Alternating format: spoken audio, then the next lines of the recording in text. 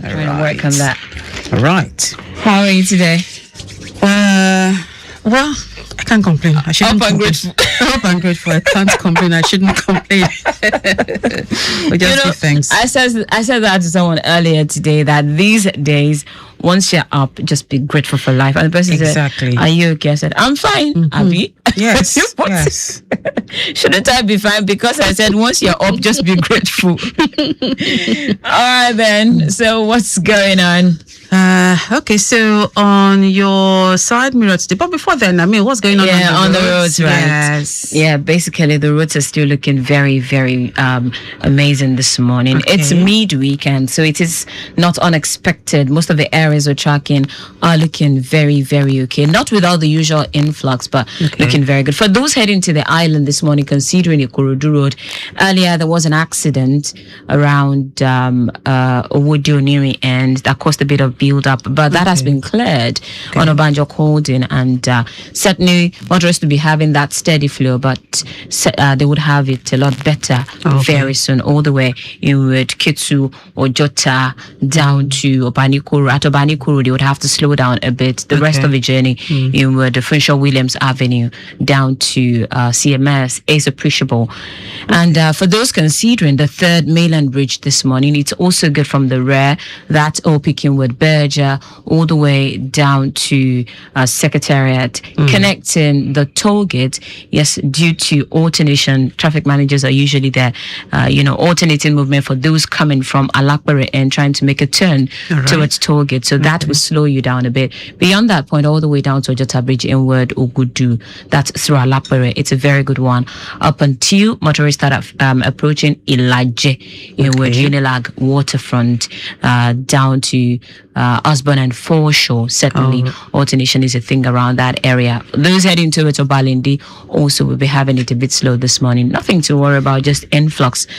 Well, for Lagos Abeokuta Expressway, I haven't gotten any report from that area, but of course the usual the notorious part of that part of town, the national end, motorists should look out for build up around that area. But it's really nothing to worry about, because we don't have any report of impediment from Lekki Peninsula. The report is just coming in, and it says good movement from Ikati to VFS, Kawoshitedu, and Dome to Nightel, Zenith. It's all appreciable, but slightly busy around Tantalizer due to alternation. Road 1314, slightly busy this morning. Inward Admiralty roundabout, the return journey is very, very good. Okay. All right. Well, because of time, because we have a double dose today. Finally, Victor has handed the double doses. Exactly. This morning, the first part of the program will be engaging some guests. They're talking about the Span Innovate 2025. Okay. So we'll be taking a look at that, what it means, looking at exploring how science and technology can drive sustainable national development in Nigeria. And I think we're going to be taking a look at healthcare. We're going to be taking a look at, technology. We're going to be taking a look at a lot of things. So I'm really excited about this, actually. Honestly, tech is virtually everything now. Exactly. So I'm looking forward to this. And the second part, we were supposed to have a guest, but the guest couldn't make it to the studio, and they have another engagement. But on the second part, we'll have an open line. Okay. Yes, we'll have an open line. Now on that segment, we'll be taking a look at traffic gridlock, how technology can help, or if it is helping us, traffic gridlock. And we'll be looking at the perspective of the road users, drivers, truck drivers, motorcyclists, everybody, pedestrians. I'm actually looking forward to that conversation. Yes, I am too. Because I know that there will be a lot of persons with ideas that we really need to, like I suggested yesterday, or while as I mentioned yesterday in the course of your side mirror with the Federal Road Safety Commission, when they talked about clearing the backlog of driver's license that they have. Yes. And then they said for some people, because of changing of location, they are not able to deliver these items to them. And then when they drop their next of kin, it's usually a boyfriend, a girlfriend. And then I said, I know that when it comes to borrowing money or some very, very important things, when you want to bring in next of kin, you have to submit some sort of credentials of your next of kin. So when somebody is dropping a next of kin's name, ask them to drop a valid form of identification. Right. But you call the person. I mean, there are some places where if you drop the name or details of your next of kin, they will call while you are there to verify. So I don't know.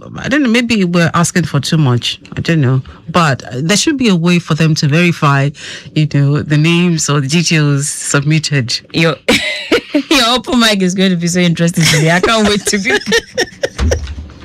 All right, and then we have our birthday profile coming up this morning as well. So all that, yes, Tawa will be taking newspaper headlines today. Sure. Yes. So welcome to Your Side Mirror on Lagos Traffic Radio 96.1 FM.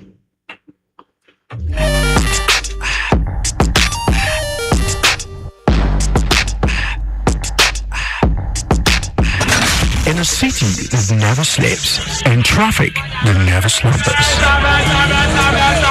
We at Lagos Traffic Radio are always on time with traffic updates as you navigate through the smart city of Lagos. Lagos Traffic Radio 96.1 FM, moving Lagos forward.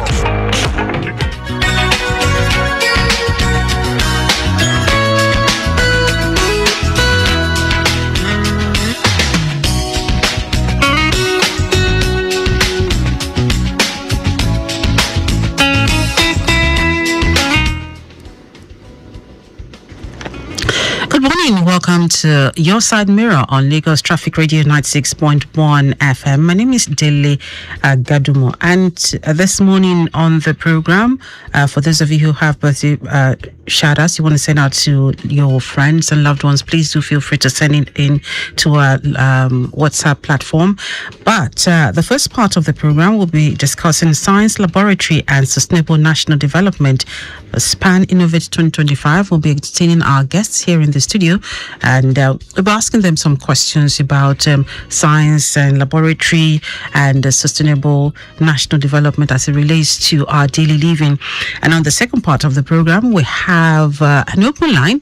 We're talking about the future of Lagos traffic. Question is, can technology fix the gridlock? The road user's perspective. Promises to be very, very interesting, but we're going to start this off with Taiwo Barua bringing you the newspaper headlines. Good morning. My name is Dele Gadumo. I'm going to be sitting in for Victor Oteri.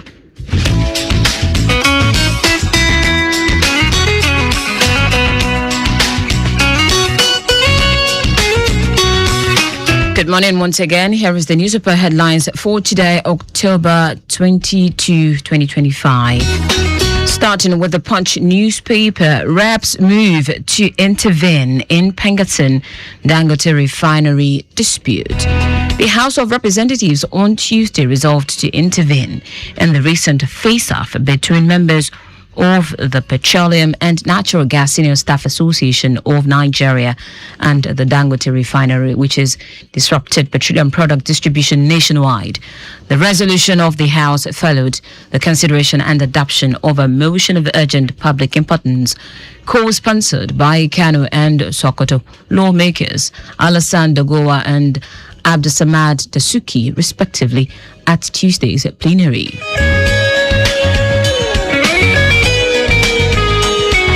Nigeria to demand higher OPEC quota, says Lokwaberi. The Minister of State for Petroleum Resources, Oil, Senator Henneken Lokwaberi, has said Nigeria will demand a higher oil production quota at the next meeting of the Organization of Petroleum Exporting Countries, scheduled for November.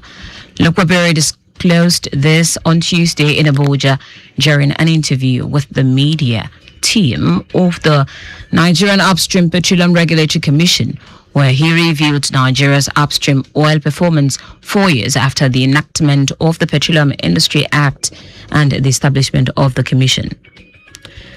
3 Jigawa drug lords arrested 23,000 illicit drugs seized. The Jigawa State Police Command said it arrested 3 notorious drug dealers and confiscated more than 23,000 illicit drugs across parts of the state.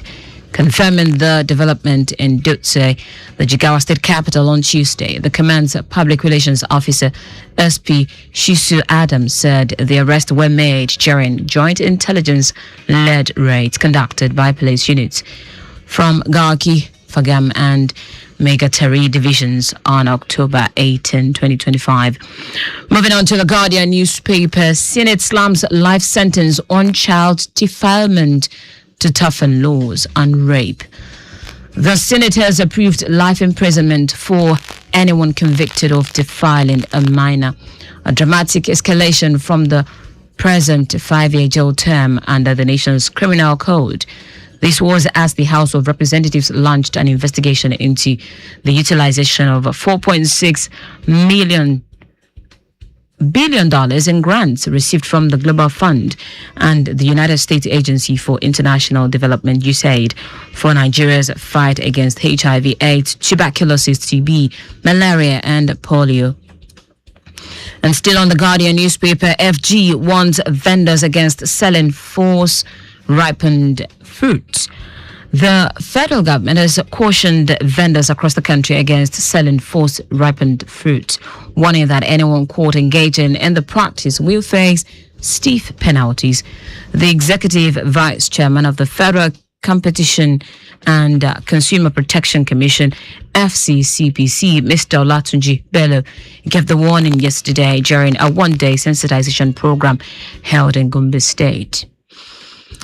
NDLEA unveils digital platform for drug integrity test, visa clearance certificate. The National Drug Law Enforcement Agency, NDLEA, has launched a new digital platform that will make its drug integrity test and visa clearance process seamless, more accessible, and help curb the scourge of substance abuse and illicit drug trafficking in Nigeria. The portal was unveiled at a press conference to flag off the digitization of the agency's drug integrity test and visa e-administration system, DITVICAS, yesterday in Abuja. Foye warns SANU against destabilizing university. The Federal University Oye Ekiti Foye has warned the national leadership of the Senior Staff Association of Nigerian Universities, SANU, led by Mohammed Haruna Ibrahim, to desist from what it alleged as political blackmail and malicious propaganda against the institution's Vice Chancellor, Professor Bayomi Fashinon. Recall that the leadership of SANU had on Monday in Ado-Ekiti addressed the newsmen, alleging that the Vice Chancellor was planning to disrupt Ekiti governorship election. The SANU leadership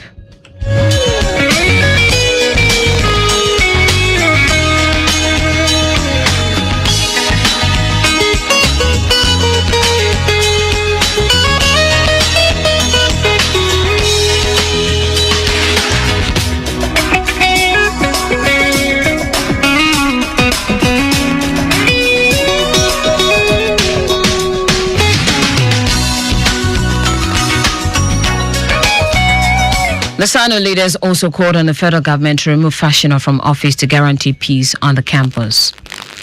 UK links Nigeria, others to poisonous alcoholic drinks. Nigeria and 7 other countries have been added to a UK Foreign Office list warning of the risks of methanol poisoning from counterfeit or tainted alcoholic drinks. Other affected countries that have warned of potential risks include Ecuador, Japan, Mexico, Peru, Russia, Uganda, and Kenya. The countries are included in the updated travel guidance following incident involving Britons in those countries. 5G promise fades as pricey phones services shut out poor Nigerians. 3 years after its commercial launch in Nigeria, the 5th generation 5G network remains an exclusive offering available to wealthy customers in major cities, failing to deliver on its mass digital transformation promise. Prohibitively high cost of compatible devices and limited network expansion, The Guardian understands, are among its bidding constraints. Nigeria, South Africa discuss a visa restriction and others. Nigeria, South Africa have agreed to resolve visa restrictions between both countries. They are in the process of adopting simplified visa processes for business people. Besides, a meeting of top government functionaries from Nigeria and South Africa in Abuja on Tuesday reaffirmed commitment to strengthen cooperation in the area of trade and investment, defense, energy, and people-to-people exchanges. And we'll take this last one. NOA restructures volunteer ERM, dissolves Y Brigade. The National Orientation Agency, NOA, has announced the dissolution of its volunteer arm, the War Against Indiscipline Y Brigade, following the approval by the Federal Executive Council, FERC, to constitute the Citizens Values Brigade as its replacement. The Director General of the NOA, Malam Larry Issa Unilu, explained that the decision aligns with the FEC resolution of September 2024 and the proposed amendment of the agency's Establishment Act.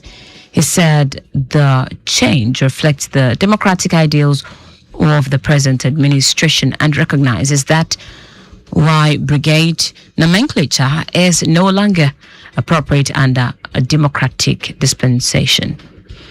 And that's the newspaper headlines this morning. Thank you for listening. My name is Taiwo Barua.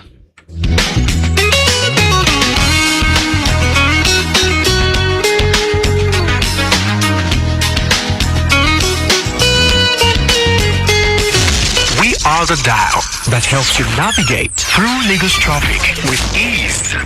We are the 96.1 dial. Lagos Traffic Radio 96.1 FM. Moving Lagos forward. And the National Productivity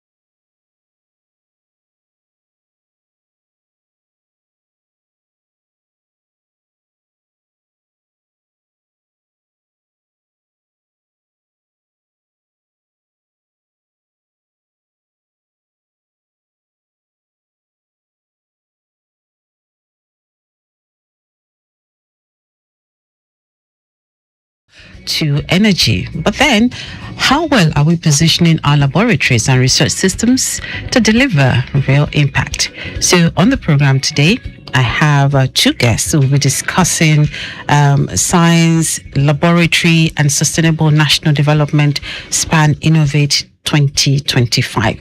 So my first guest is Dr. Mrs. Kate Issa. She's the President, Scientific Product Association of Nigeria. Good morning. Welcome to Traffic Radio. Good morning. All right. Great to have you in the studio. Thank you for having me. All right then. And we also have Mr. Tunde Obokai. He is the CEO, DCS Integrated Media and Event Manager. Good morning. Welcome to Traffic Radio. Good morning, and thank you for having us. Lovely. You're welcome.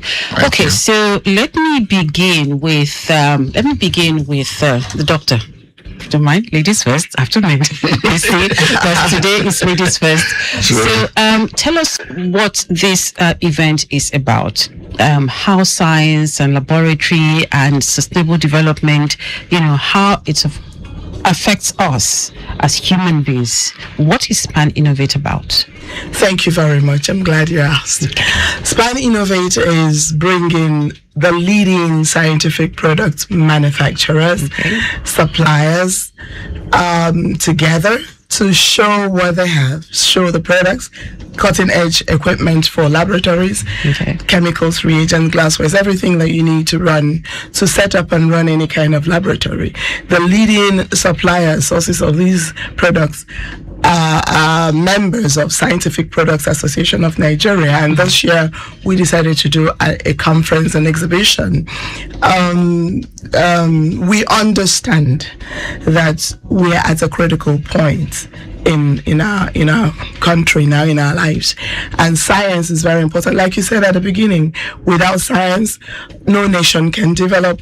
So we've decided to get bolder, get with the decision makers. We did a lot of advocacy visits as SPAN, so various stakeholders, Ministry of Science and Technology, SON, Standards Organization of Nigeria, TED Fund that funds tertiary universities, that is intervening in the space of science, equipping science the institutions so that students can learn science right. So we decided to come together to do an exhibition, a conference that will showcase those things. We'll have training and so many other things. I believe that Tunde will speak to those. Okay, so before I move over to him, we often hear that our local research projects never leave the laboratories.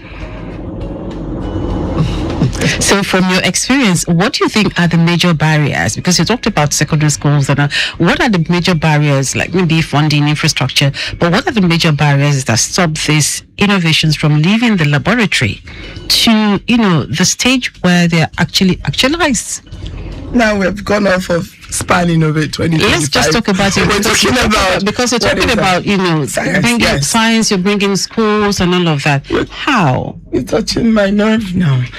You're going to the place where you really the rubber meets the road. Yes. There are so many researchers on the shelves, and there are so many reasons. Some of those reasons reside with the researchers, the professors. They're doing subjects that don't, add or contribute to what we need in our country. And so no private sector is going to fund them or further that. So they're going to sit on the shelf. I've engaged people like that. We'll talk about it on another day. And some of it is funding. A lot of the researches, most of the time, are funded by foreign donors and all. They take what they need for themselves, and it doesn't really affect us. So what we do need is for the scientists, the gown, to engage the real people and to find out what is it we need in our community, in our society, amongst our people. Black Africans is what my constituency is, and then get to researching it. But the town must come and support the gown. The money to continue the research, to take it to the next level where it actually gets into the town and solves problems and provides services. Those are important. In SPAN, some of our companies, the members of SPAN, are identifying these opportunities and are doing something about it. Okay. We at Kachi Company Limited, which is the company now, the Kachi Group, have set up an oncology research lab to encourage a professor in Covenant University who has identified some interesting matters around cancer to take his research forward, where he can get to developing markers and developing the solutions. That's what SPAN is, Scientific Products Association. SPAN is about. Okay, thank you very much. Though I touched the nerve, as you said, but I'm glad. I love that. So, Tunde, let me ask you this. Let's talk a bit about sustainability. How do you think Nigerian scientists and institutions align their work with global sustainability? She's talked about the fact that, we have certain restrictions where some of those research don't really do much for us. They're not connecting. What do you think they can do to make sure that whatever they think about or they carry out research on in the laboratory is enough to connect with the people? Right. Thank you very much. First of all, I think we need to understand that without science, you cannot have sustainable development. And that needs to sit well in the mind of everyone that is involved in sustainable development. And I haven't said that we need to begin to promote and create the relevant awareness through various platforms, the importance of science and laboratory in sustainable development. And that's why SPAN Innovate 2025 is so very, very crucial in our history for such a time as this, particularly in the renewed hope of our present government. And we need to come out from where we've hidden all this while. SPAN, the Scientific Products Association of Nigeria, it's putting the real foot in front to say, yes, let's create that awareness. And that's why this event is being put together, SPAN Innovate 2025.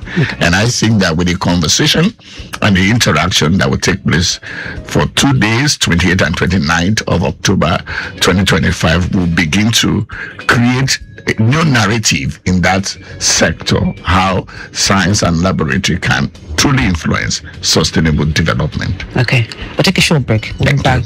It's still Your Side Mirror on Lagos Traffic Radio 96.1 FM. We'll be back in a bit. Something big is coming to Lagos. The Scientific Product Association of Nigeria presents SPAN Innovate Conference and Exhibition 2025.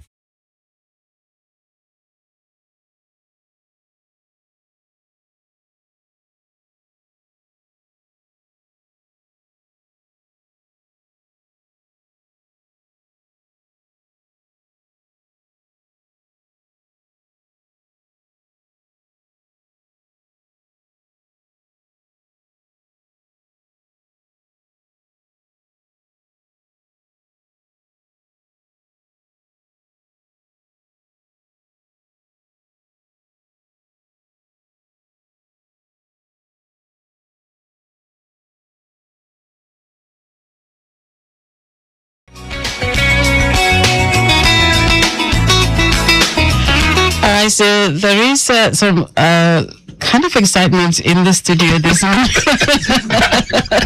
Real excitement. Something big is actually coming. Something big is happening. Now, from the information you have, people should visit because to discover cutting-edge innovation in science, laboratory, and healthcare. I'm very particular about the healthcare part. Then to experience live demonstration of breakthrough technologies, network with experts, innovators, and professionals, learn from knowledge-packed sessions and showcases, explore new opportunities in science and technology, access top-quality products from trusted brands. Those are the things that people should look forward to when they come. Sure. So I'm very particular about the healthcare part because, we've had one or two, challenges in the area of healthcare here in Nigeria. We've had, emigration of some of our best brains leaving the country for greener pastures, and there's this dearth of healthcare workers here in Nigeria right now. Now, is SPAN Nigeria, because this is a collaboration of, all science professionals, I guess. Yeah. Scientific products. Suppliers, manufacturers. Okay, so this is a coming together of all of these people. Will this in some way help the healthcare industry in Nigeria presently right now? I love the way you ask those questions. You kind of lead us. Okay, so we equip laboratories. We supply the products to equip laboratories. Some of us manufacture some of those laboratory equipment. Some of the SPAN members. Some of us have laboratories where we set up laboratories, internationally accredited laboratories where products can be tested, including pharmaceutical products. But going to the pharmaceutical, to the health sector you're very interested in. Yes. On one of our advocacy visits, we went to an organization called PVAC, Presidential Initiative on Healthcare Value Chain. That is President Tinubu's brainchild, is his baby. He's throwing a lot of resources and everything at them. And they were so excited to meet a group. We were in their blind side, because in that value chain, quality is very important, and scientific laboratories, testing, quality assurance is in the core, so that the medicines, the pharmaceuticals that are produced will be wholesome and good enough for Nigerian people. So on 28th of October, in addition to being coming to open the conference and to give us a keynote speech, the national coordinator of the Presidential Initiative on Pharmaceutical Healthcare Value Chain is going to lead a memorandum of understanding, MOU signing between SPAN and PVAC in understanding the importance of pharmaceuticals, healthcare products. When our professionals have the products they need and the institutions they need, they will stay because they want to save lives. If they're working with their hands and nothing else, they go where they can actually work better. So in the pharmaceutical value chain, SPAN is positioned in the middle. And on October 28th, the national coordinator of PVAC will be there, both to give a keynote address and to sign an MOU with SPAN. Okay. Thank you. Thank you very much. So we have all of these people coming. I mean, you have this great, wonderful collaboration with the government, with the President's Initiative, brainchild, and this should help in some way to revolutionize our healthcare system to an extent here in Nigeria. Absolutely. You also talked about the fact that we have a lot of manufacturers and there's going to be a lot of quality assurance from this point on. We've had issues with substandard products, especially the healthcare. We have drugs. Even online is flooded with a lot of substandard medications for people. They purchase something and it's not what it's supposed to be. Quality assurance is going to be improved upon. So is SPAN going to be at the forefront of making sure that quality assurance, when it comes to pharmaceuticals, especially the healthcare pharmaceuticals, quality assurance is taken seriously, so that the lives of Nigerians will have less of the medical tourism, taking funds from here, taking it outside the shores of the country? Will SPAN make sure that that is improved upon? Thank you once again. Yes, that is what we have been embarking on. We went on several advocacy visits with policymakers to engage with them, to begin to work with them to ensure that quality is engrafted in every part of everything that is happening in Nigeria. Yes, PVAC, the partnership between SPAN and PVAC will ensure that all the pharmaceutical companies, they're adopting us as like consultants, as free consultants, so partners, to work with them to define the landscape, make sure that ecosystem is sanitized, so that the people, all the operators there, the people they empower in the pharmaceutical chain, are doing the right thing with quality, raw material, middle products and finished products are all tested for quality.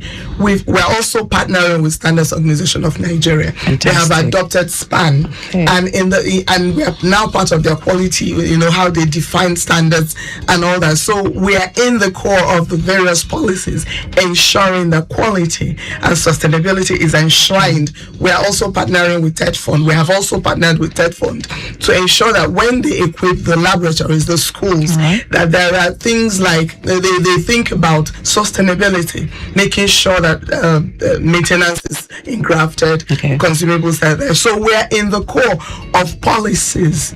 The policy making organizations that have adopted us, agreed to partner with us. So we'll bring our expertise from the science into the life stream of the nation. Awesome. I'm glad to put you. I'm not putting you on this one. I just need to know. I just need to know. All right. So it's still your side mirror on Lagos Traffic Radio 96.1 FM. We've been engaging with Dr. Mrs. Kate Issa. She's the president, Scientific Product Association of Nigeria, SPAN, and also Satunde Oboka. He's the CEO, DCS, Integrated Media and Event Manager. We've been discussing science laboratory and sustainable national development, SPAN Innovate 2025. So today, I'm back to you. You are the media and event manager. Sure. Is this the first edition? Yes, this is the first edition. Okay, so what has putting this together been like for you? Well, it's been quite exciting. For me, leading my organization that has been in the forefront of putting together events of this nature across various sectors is very exciting, and looking at particularly the technology that it brings, the innovation that science and laboratory brings. That's another most exciting aspect for us, because the truth is that knowledge is crucial for people to take decisions, and a lot of Nigerians operate in ignorance.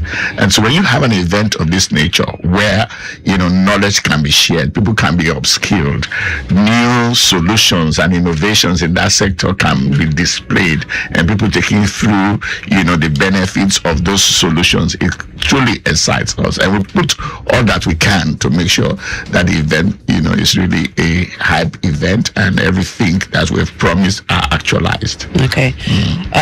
So are you a science person yourself? Yes, I am a science person. I studied science laboratory technology at the University of Lagos. I never mentioned it to anyone. Oh, wow, okay. Yes. So I got that information from So but I really have not practiced it. You haven't practiced it. Yeah. So how easy has it been for you to bring together, all the science people, manufacturers, laboratory owners? How easy has it been for you to bring them together to believe in this event? Not easy, but I have to give credit to the president and the vice president as well, who is the chair of the planning committee from the SPAN side. They've been quite helpful. Members of the association have also embraced this platform wholeheartedly, and they have put all their resources together to make this event a reality. And it's been an exciting one because, as an event manager, you work with some associations and they don't even give it the support. They've given us all the support. We've partnered together in the last couple of months, putting these events, crossing all the T's and dotting all the I's. They've worked with us and they've held our hands and we have supported them. They've believed in the vision of actually organizing a seamlessly run event that will bring impact to both events organizers, exhibitors, and also visitors to the event. 0809-9120-777 is the number to call, and 0915387727. If you have a question for our guests right now, maybe you're a manufacturer and you'd like to visit the event, please put your calls through now, or you can just send us a message via WhatsApp so we can ask our guests the questions numbers. Again, 0809 920 777 and 0915 387 7127. Put your calls through now as we begin to, move towards the finish line on the program. It's still Your Side Mirror on Lagos Traffic Radio 96.1 FM. Something big is coming to Lagos. The Scientific Product Association of Nigeria presents Span Innovate Conference and Exhibition 2025. Theme: Science, Laboratory, and Sustainable National Development. Time 9 a.m. daily. Venue: the Balmoral Convention Center, Sheraton Hotel, Ikeja, Lagos. Come and see the latest technology transforming science, business, and healthcare. Whether you're a researcher, pharmacist, lab technician, food technology, students, teacher, quality assurance, or diagnostic experts, this is where you need to be. Admission is free. Pre-register to attend now at www.spaninnovate.com or call 0803-670-9500 or 0818-438-4438. Span Innovate 2025. Powering innovation, transforming lives.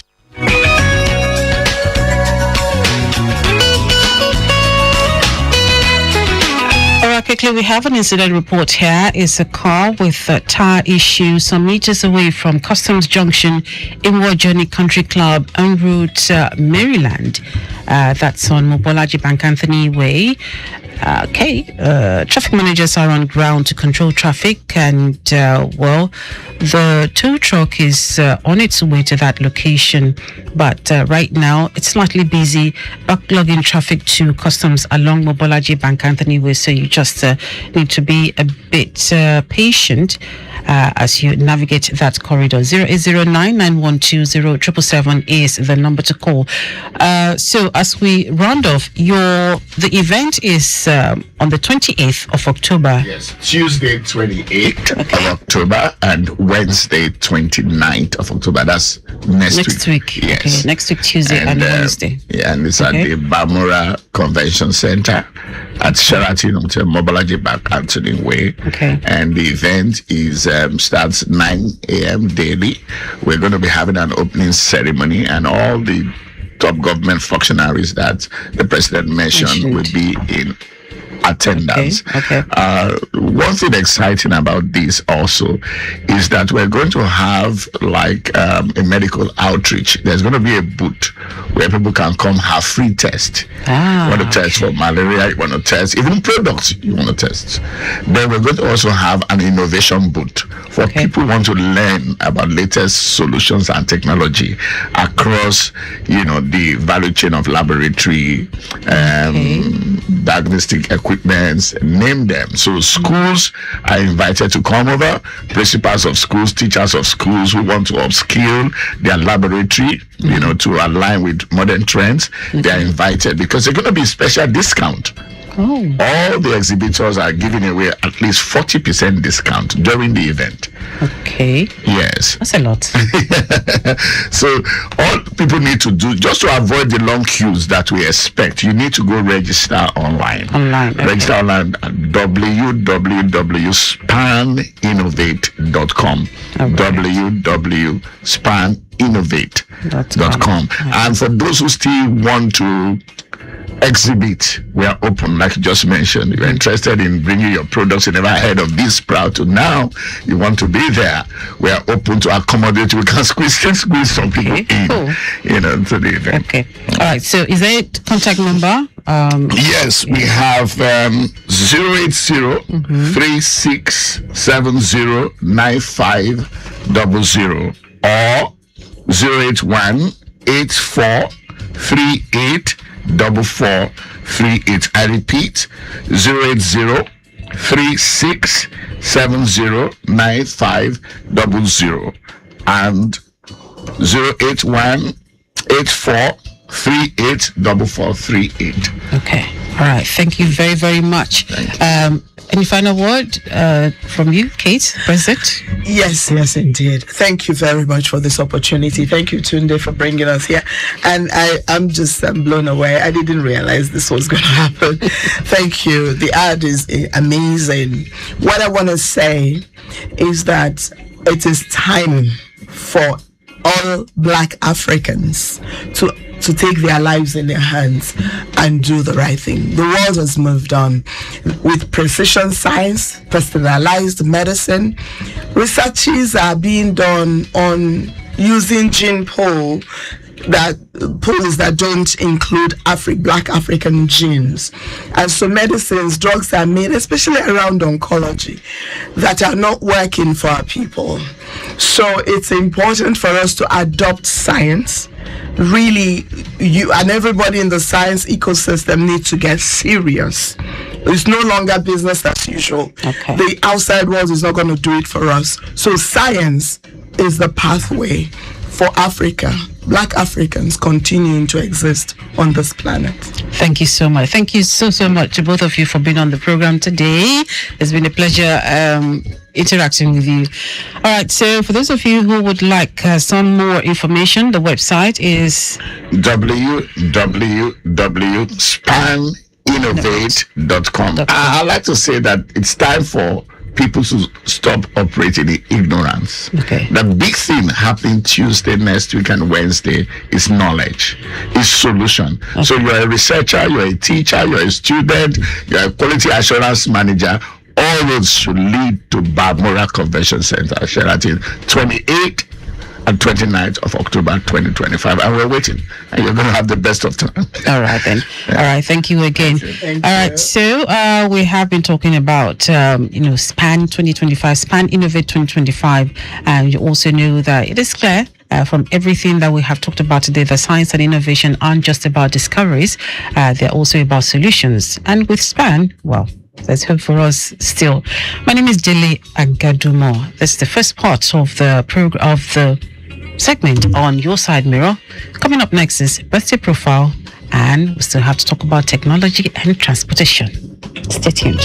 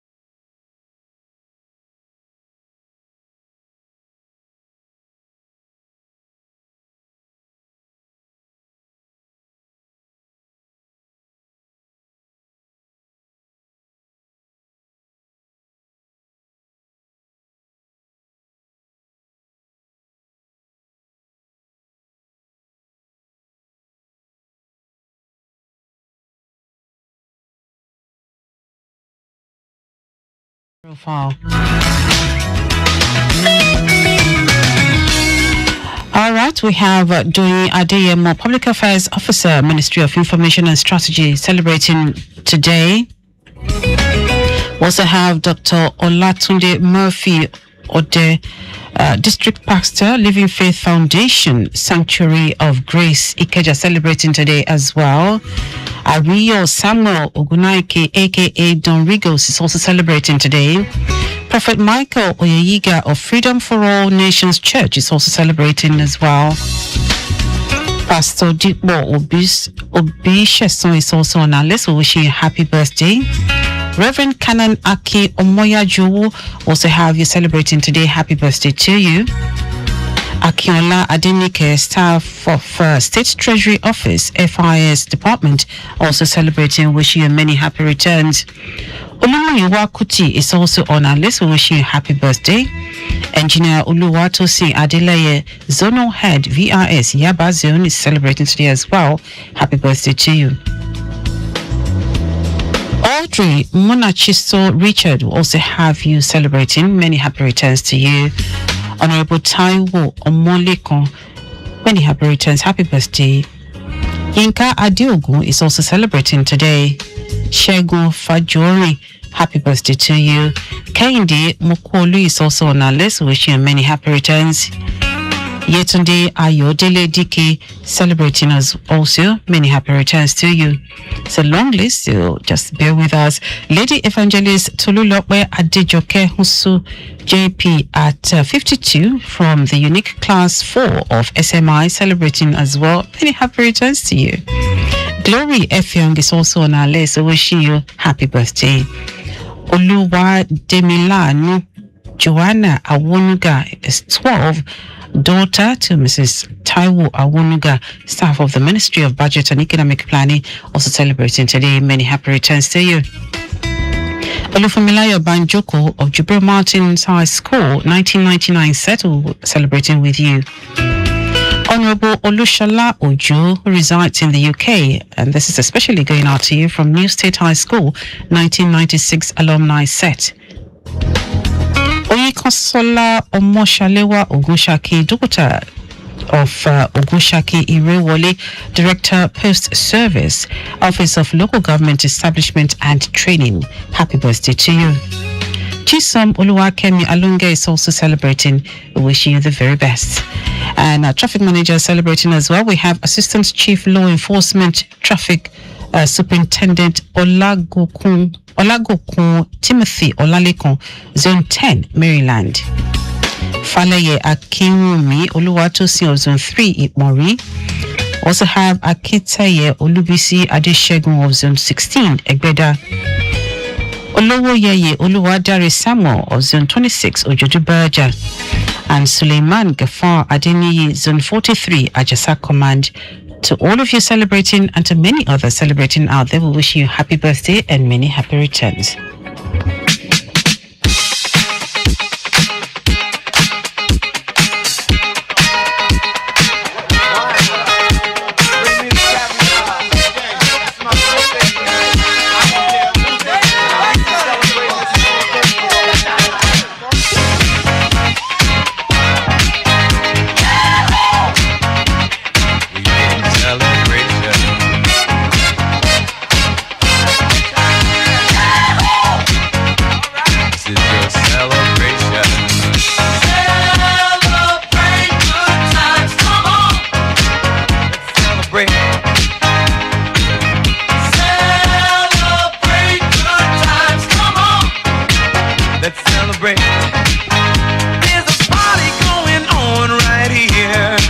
A celebration to last throughout the years.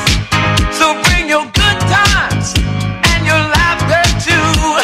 We gon' celebrate your party with you. Come on now. Celebration. Let's all celebrate and have a good time.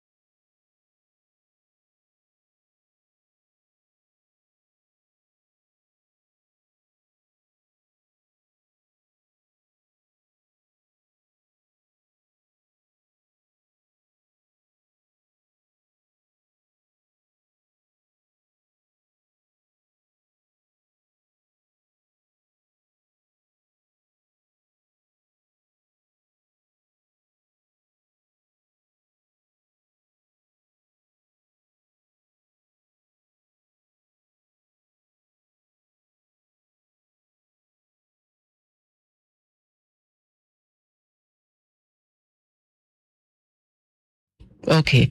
So you need to understand that in the area of transportation, road transportation, traffic and transportation in Nigeria, Lagos is leading. Yes, so Lagos has one of the most vibrant cities in Africa, but it's also one of the most congested. And according to some estimates, we lose hours every single day sitting in traffic. For some people, that time could have gone into work, it could have gone into business, it could have even gone into spending more time with the family. We've seen new roads, flyover, expansion projects, but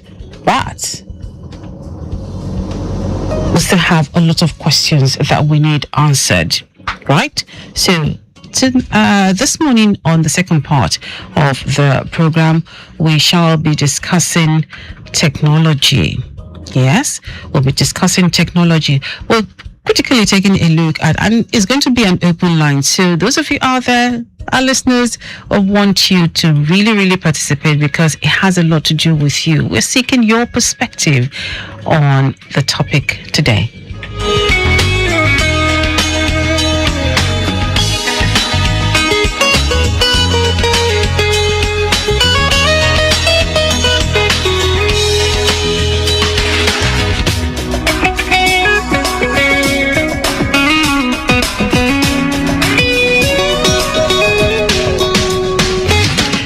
On the second part of the program, we're looking at the future of Lagos traffic.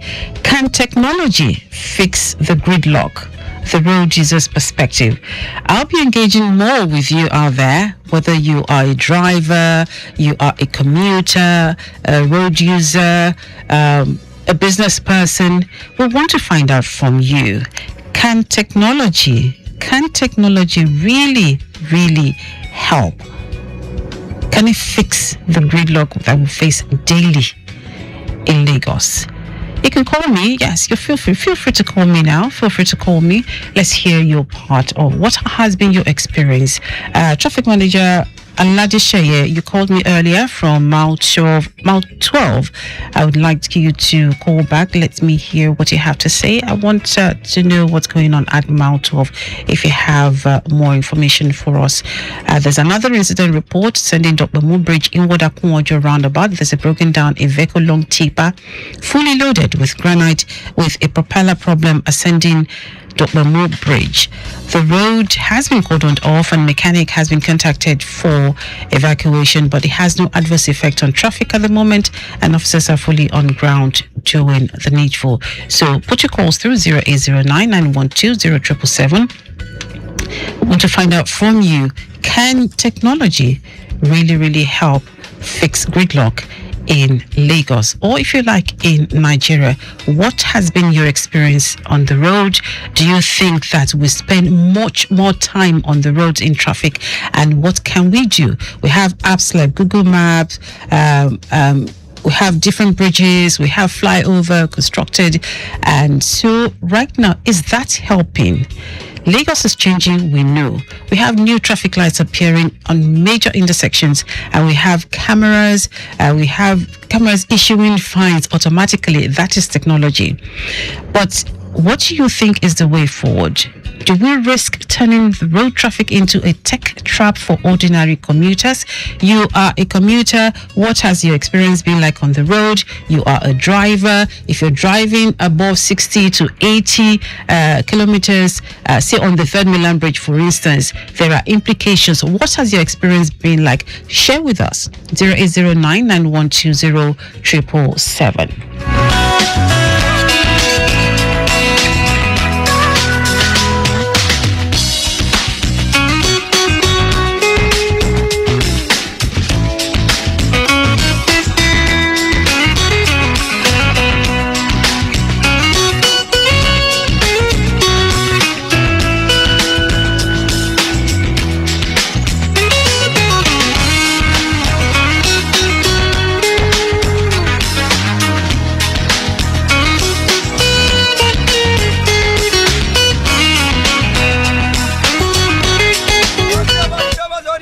Ajaleki Aja, enter with your change. Jovia, my wallet bill. I dey talk my own now. Oga, come on, may I pass? Now Aja dey go, now Lekki dey go. Enter with your change, I dey shout now. Driver, won't you allow me sit down before you move? Ajaleki Aja, Oga, you pass some money from the bag here. Oh, who give me 1,000 naira, bag?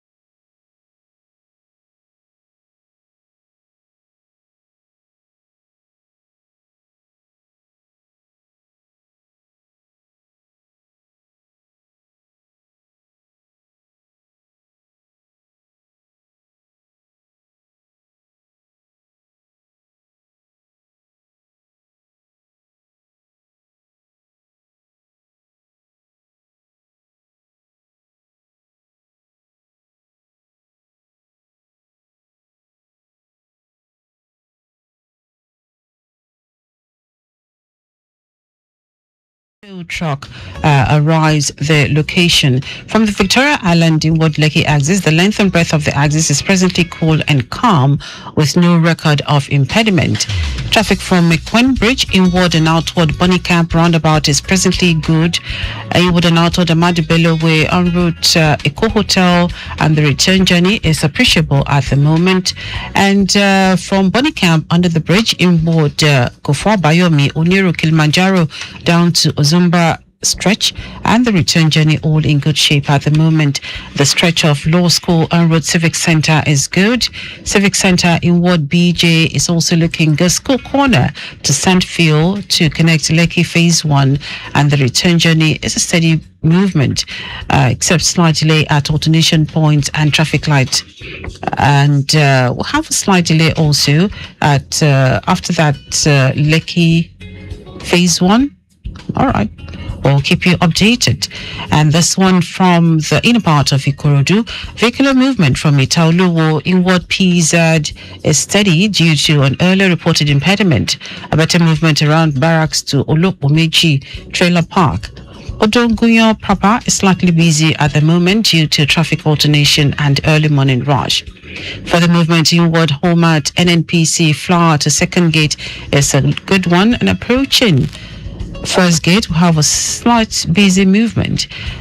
Movement inward Okigbegun Sawmill, Lasma Yard, I Foundation and Sabo Roundabout is fast. And Sabo to connect Powerline, Aliji and Ikorodu interchange is encouraging. A slight delay approaching Primero due to bus-stop activities.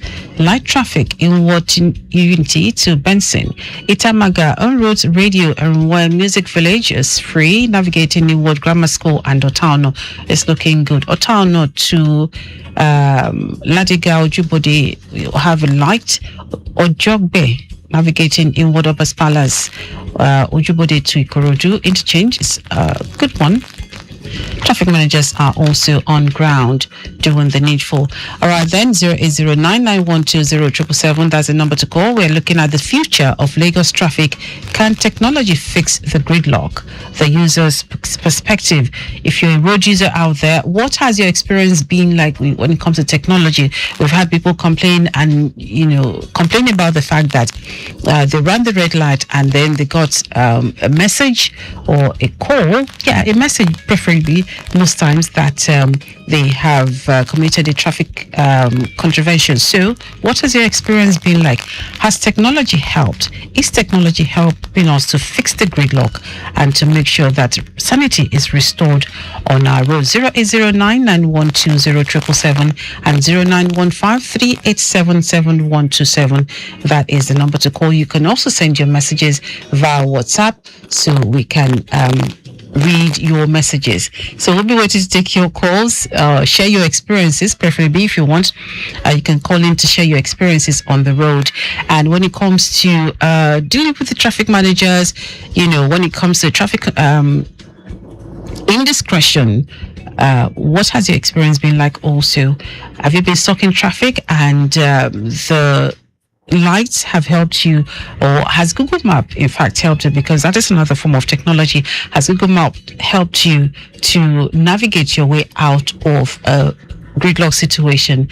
All right, then this update from the Alausa Ikeja axis. Traffic is relatively good in and out of the zone.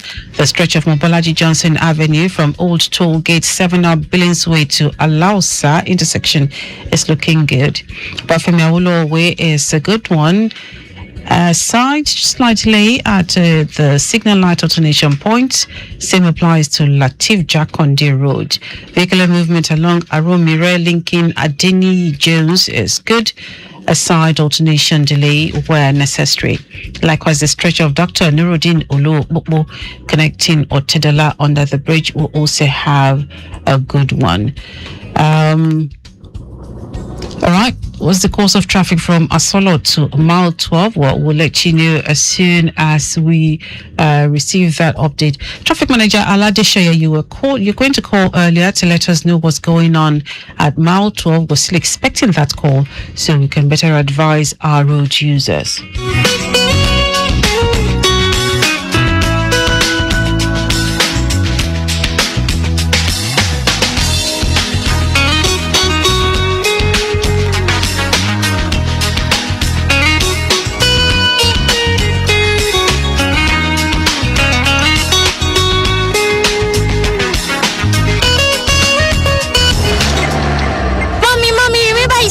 To buy me a new school bag. Oh, Annie darling, that's true. Don't worry, we'll stop at the next store to get it.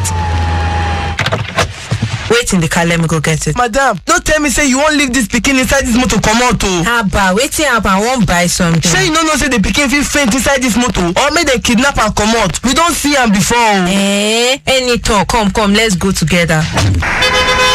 My country people, una don't hear am o. Make una no dey leave small pikin alone for motor comot because the pikin body fit hot well. Wey fit lead to wetin oyibo people might dey call heat stroke and other yamayama sicknesses. Even accidents fit happen. Our pikin na our future and their safety na our ogbonge concern. Na Lagos Traffic Radio 96.1 FM they bring una this message.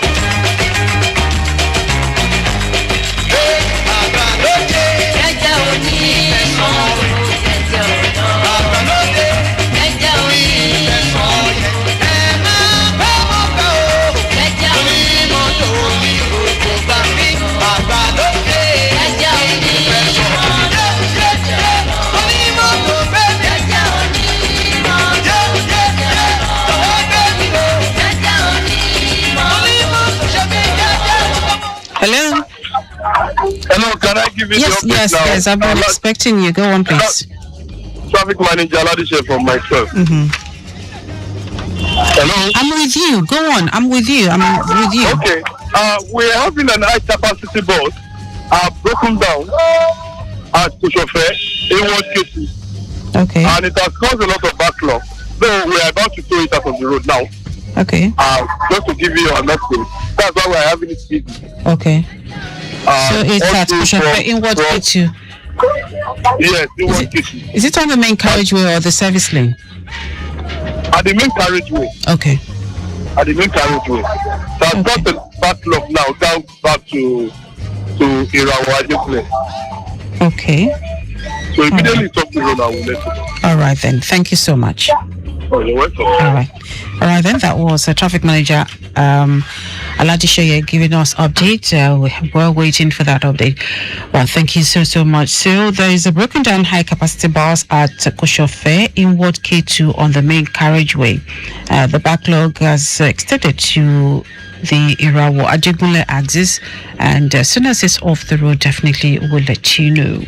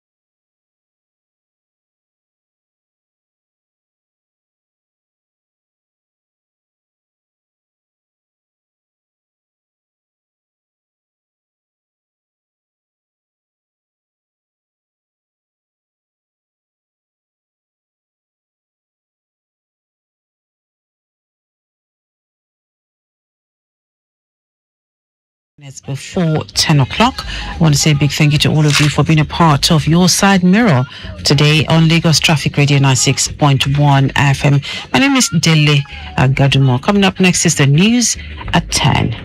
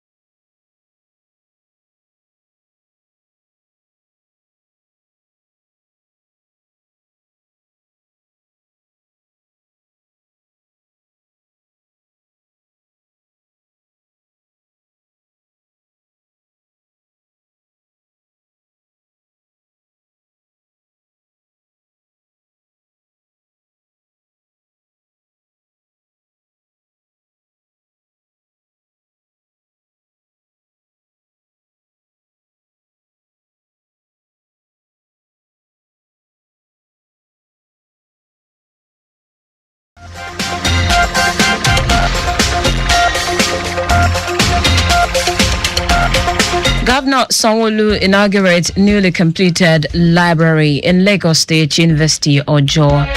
Senate proposes life imprisonment for defilement of minors. On the foreigns, in Ugandan police confirms 46 deaths from multiple road accidents. In sport, Flamengo's head coach expresses confidence in team's ability to defeat France in Under-17 Women's World Cup. Now the details. I am Taiwo Barua.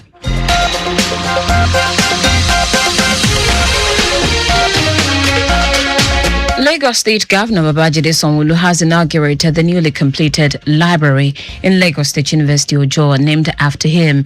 In his keynote address, Governor Sanwo-Olu, who is also a visitor to the institution, said LASU has grown as a citadel of excellence and a beacon of progress, and expressed his administration's commitment to intellectual empowerment. For this administration had said under his team's agenda that education and technology, a twin engine of development, will continue to drive the purpose of our administration, that will not leave structures to decay, but will ensure that will bring life to everything. And so in the last 6 years, we've committed more resources than has ever been done to bring this project to completion.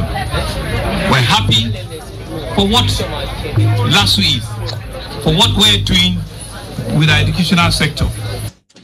In his remarks, Minister for Education Tunji Alausa, who commended the Sanwo-Olu administration for constant investment in human capital development, described education as an engine for national growth, noting that the library will enhance access to extensive digital resources, creativity, critical thinking, innovation, research for educational advancement.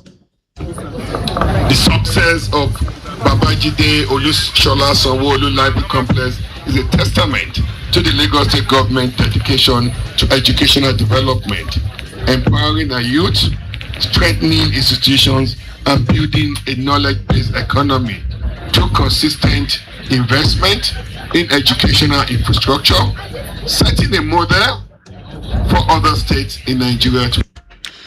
Earlier, the Vice Chancellor of LASU, BME Olatunji Bello, celebrated the new milestone in the institution and commended the governor's support towards the growth of the university, confirming that the Babajide Sanwo-Olu Library Complex is the biggest in any university in West Africa.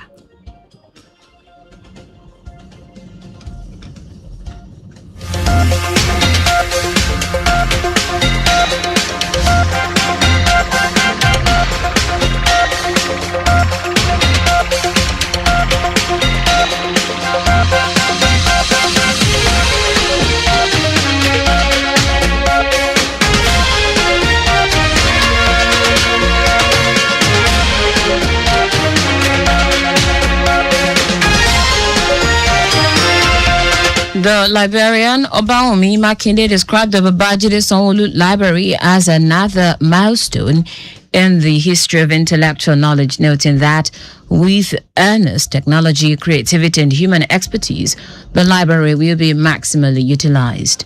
Our correspondent Adiola Akinele reports that Governor Sanwo-Olu was honored by the Student Union alongside the Vice Chancellor, Ibiyemi Olatunji Bello. Members of the All Progressives Congress APC converged on Victoria Island, Lagos, for a stakeholders meeting to deliberate on how to move the party forward. Speaking at the event, Lagos State Governor Babajide Sanwo-Olu led other party members to lend their support for President Bola Tinubu's re-election in 2027.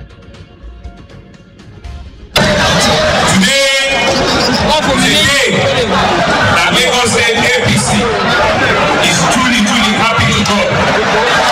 We're happy as a people because we can see unity. The national chairman of the APC, Lentawe Yowatda, represented by his secretary Ajibola Bashir, urged members to continue their support for the party. Lagos State's chairman of the APC, Cornelius Ojalabi, thanked all members for keeping faith with the party, saying the re-engineering of the nation through the Renewed Hope initiative of President Bola Tinubu's administration will bring positive impact. Ojelabi, who said the meeting is to reflect on the performance of the party in the last 2 years and how to reach its target, urged Lagos residents to take advantage of the ongoing continuous voter registration to be able to exercise their civic rights in the 2027 general elections. We are who we are because of our love for Lagos and Nigeria, and we continue to be the great center because our loyalty to each other. And thank God for bringing all of us together here today. In his remarks, former Minister of Works Babatunde Fashola called for increased awareness for voter participation in elections while also taking advantage of the demography of young people in the country. The place perhaps to start is to interrogate all of those numbers and see why the turnout is reducing. And that is not work that can be done in this kind of meeting. It is work that will be done by committees, by experts, by members, and another series of meetings that I believe this forum will herald. The event was attended by the Deputy Governor Bafemi Hamzat, former Governor Akinwumi Ambode, Minister of Education Tunji Alausa, National Secretary APC Ajibola Bashir, Lagos State Chairman of the APC Cornelius Ojelabi, Local Government Chairman, Party Faithfuls, Traditional Rulers, among others. The Lagos State Library Board has introduced an e-library aimed at promoting reading culture in the state. Director Ashimio Oyadikpe Amo stated this at a press briefing to highlight the board's activities and achievement under the leadership over the past 7 years. Oyadikpe Amo stated that the board has achieved significant progress with 13 branch libraries across the 5 divisions of the state, now highly functional and serving Lagosians effectively. In the area of ensuring that the board has a solid plan to take off on the library, I've installed solar power and internet at the library board headquarters. Between 2018 till now, the Civil Service Commission has employed some librarians to strengthen the board professional cadre so that we keep on performing our duties efficiently and effectively from time to time. Oyadikpe Amo said his tenure also launched the annual reading advocacy program tagged Lagos Reads, aimed at promoting, facilitating and strengthening the reading culture among students in the state public schools. He stated that each year the state's government allocates funds for the acquisition of books for the 13 branch libraries under the library board. The director emphasized that the board acquires materials covering a wide range of subjects for both junior and adult readers. Oyadikpe Amo commended Governor Babajide Sanwo-Olu, the Commissioner for Tertiary Education Tolani Sule, the Permanent Secretary, Ministry of Tertiary Education, for their unwavering support and commitment to advancing library development in the state. The Federal Airport Authority of Nigeria, FAN, says it has set a December 2025 target to achieve full International Organization for Standardization ISO. Managing Director of FAN, Olubunmi Kuku, made this known at the unveiling of 8 ISO policy aimed at institutionalizing a culture of service quality, operational safety and sustainable practice across all FAN-managed airports. Kuku, who was represented by the FAN Director of Human Resources and Administration, Lukman Emiola, said the new policy targets 2 standards into a single framework while providing the FAN with a working document to guide internal audit across directorates. She also said it would ensure that every action reflected its commitment to service quality, safety, environmental stewardship, and operational excellence. Now to the rest of the stories. The Senate has unanimously passed a groundbreaking bill that mandates life imprisonment for anyone found guilty of defiling a minor with no option of fines. This decisive move marks a significant step toward protecting the rights and safety of children across the nation. The proposal, which is part of a sweeping amendment to the Criminal Code Act under the Criminal Code Act Amendment Bill 2025, is a concurrent bill initially passed by the House of Representatives. Leading the debate on the bill, Senate Leader Opeyemi Bamidele said the amendment seeks to strengthen child protection laws and eliminate gender discrimination in the prosecution of sexual offences. In addition to life imprisonment for defiling minors, the Senate also proposed a 10-year jail term for rape, defined as the act of forcing a boy, girl, man or woman to have sex without their consent, whether in a brothel or any other premises. It will interest you to know that the offence of defilement concurrently attracts a 5-year jail term. Environmental advocates have called on the federal government to tighten its oversight of large-scale industrial farming operations, warning that the current drive to attract foreign agribusiness investors could worsen environmental pollution, public health challenges, and land rights violations if not properly regulated.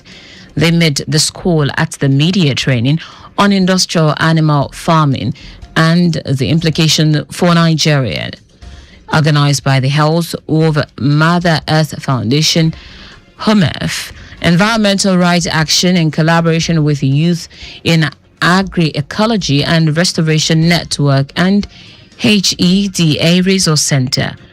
Deputy Executive Director of Environmental Rights Action Front of the Earth Nigeria, Marian Bassi Olsen, urged the government to prioritize the health, food security and well-being of Nigerians over corporate profit, warning that industrial farming practices such as animal confinement, overuse of antibiotics and poor waste management pose serious risks to human health and the environment.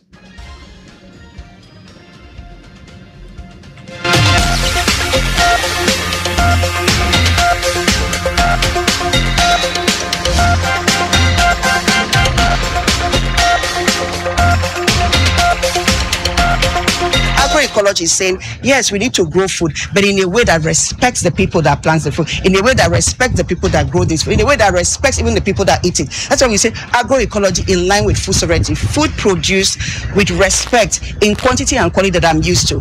I am hungry. I don't want to eat just anything. I want to eat what I am used to. So we are saying agroecology is the bold future of farming. It don't only feed our stomach, but it also helps with the issues of climate change. So agroecology is the answer. Agroecology is the bold future of farming. It's not an alternative. In his presentation, Program Manager at HEDA Resource Center, Mayowa Shobo, called for stronger institutional oversight of industrial farms to prevent exploitation and environmental abuse. We need to ensure that businesses, especially large businesses, comply with environmental standards and regulation as it is across the world. Again, we are for investment, but we want more terms of accountability. On their part, media practitioners commended the organizers while reaffirming that true agricultural progress in Nigeria must align with environmental sustainability, community rights, in-depth research, and public health, and not just economic targets.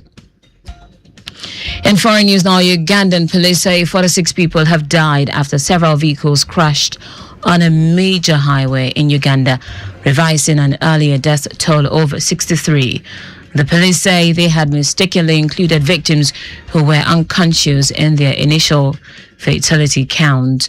The crash occurred when two buses traveling in opposite directions met head-on while trying to overtake two other vehicles, a lorry and a car, on the Kampala-Gulu highway. Regional police spokesperson Julius Hakiza said following a fresh update from hospital officials, the victims initially thought to be dead were now receiving treatment following the crash Kiza urged motorists to avoid dangerous and careless overtaking, saying this remains one of the leading causes of crashes in the country. In sport now, Flamingos head coach Bankole Olowokere is confident his team will get a positive result in the second game against France at the 2025 FIFA Under-17 Women's World Cup. This is after the team fell 4-1 to Canada in their opening fixture of the competition. Olowokere claimed he has identified the mistakes from the first game and is working to ensure they are not repeated in the next game. According to him, it is also important that the team works on its concentration. That's it on the news at 10, but just before we go, do not park at or near a road crossing.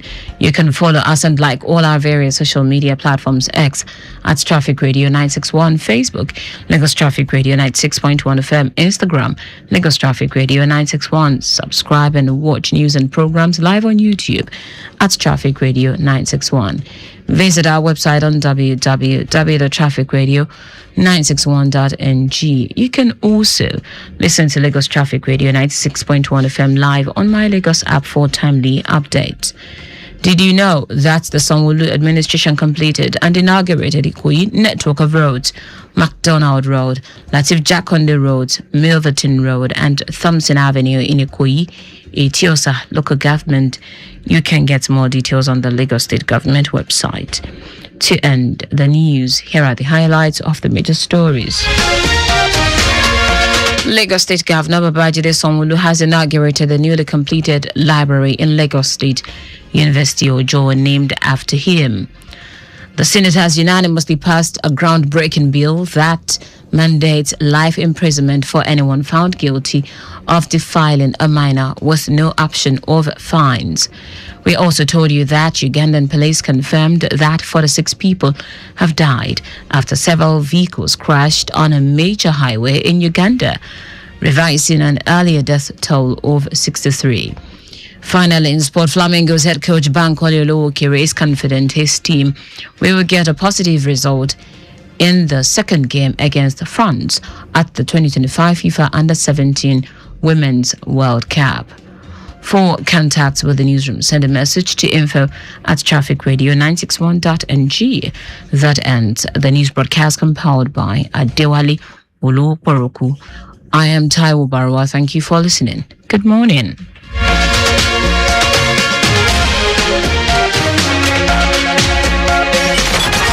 Your for timely, reliable, accurate.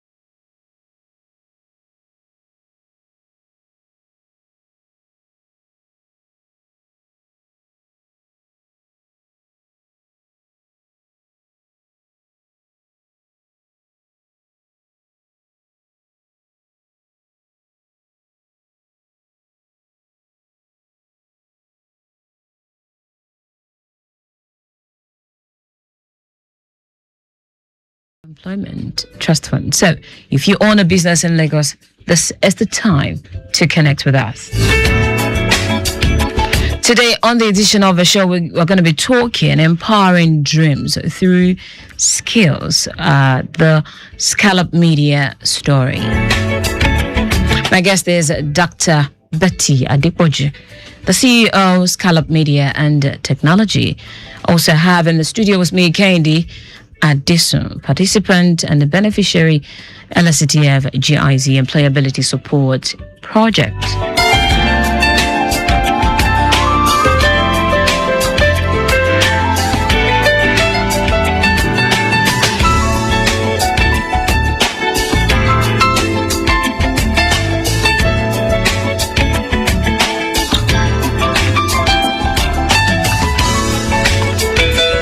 Good morning to you, Dr. Betty. Good morning. Good to have you in the studio. Same here. Kehinde, good morning to you. Good morning, Mom. My name is Taiwo. It's nice to have you. Nice to meet you too. All right, then. So let's get down to business this morning. Lagos, Nigeria. To start off, tell me about Scallop Media. What does that even mean? All right. Thank you, Taiwo. It's good to be here this morning. Scallop Media, the full name is Scallop Media and Technology. And we are majorly into digital agency. Okay. We help bring businesses online. Okay. But after some time, we discovered that we need to train people on what we know. So from there, we have our training arm called Scallop Academy, the Entrepreneur Center. Okay. Yeah. So what's with the partnership with LSTF? How did this happen? Okay, that's interesting. Because we are employability focused for youth and women. Okay. So when this program is about to kick off, we feel it's a good one for us to be part of it. We apply, and luckily we got it. We got the contract to train youths, 200 youths in employability support program with focus on digital marketing and data analysis. Yeah. All right then. So how has this partnership with LSTF and GIZ supported your mission to build creative and digital skills among young people in Lagos? It's such an exciting moment for us at Scallop Media and Technology because it shows that we still have youths, plenty of them that are really, really responsible, and they are ready to take their own life into their own hands. And during this training, we're able to know that what most people think about Gen Zs and the youth is not actually the truth, because they are ready to learn once they're given the platform to learn. And it's a big deal for us because we are able to impact into them the knowledge that today some of them have gotten permanent jobs, and some of them presently they are on their internship. Yeah. I told you earlier, Lagos, that I have a beneficiary in the studio. Kehinde is seated right across my table here. Kehinde, tell me about your study under the LSTF GIZ Employability Support Project, and what motivated you to apply? Oh, okay. Once again, thank you for having me. What motivated me to apply for a course for a training under LSTF GIZ is that I value skills, and I know it's one of the things that can sell you into the marketplace faster than your qualifications from school. So I have passion for growth. I have passion for a change. So I know in order to experience that change, I have to do something. I have to work towards it. So that's why I applied for the training. I applied for digital marketing on the LSTF. And I'm so proud of it. So describe your learning experience with Scallop Media, and how is your internship going with them?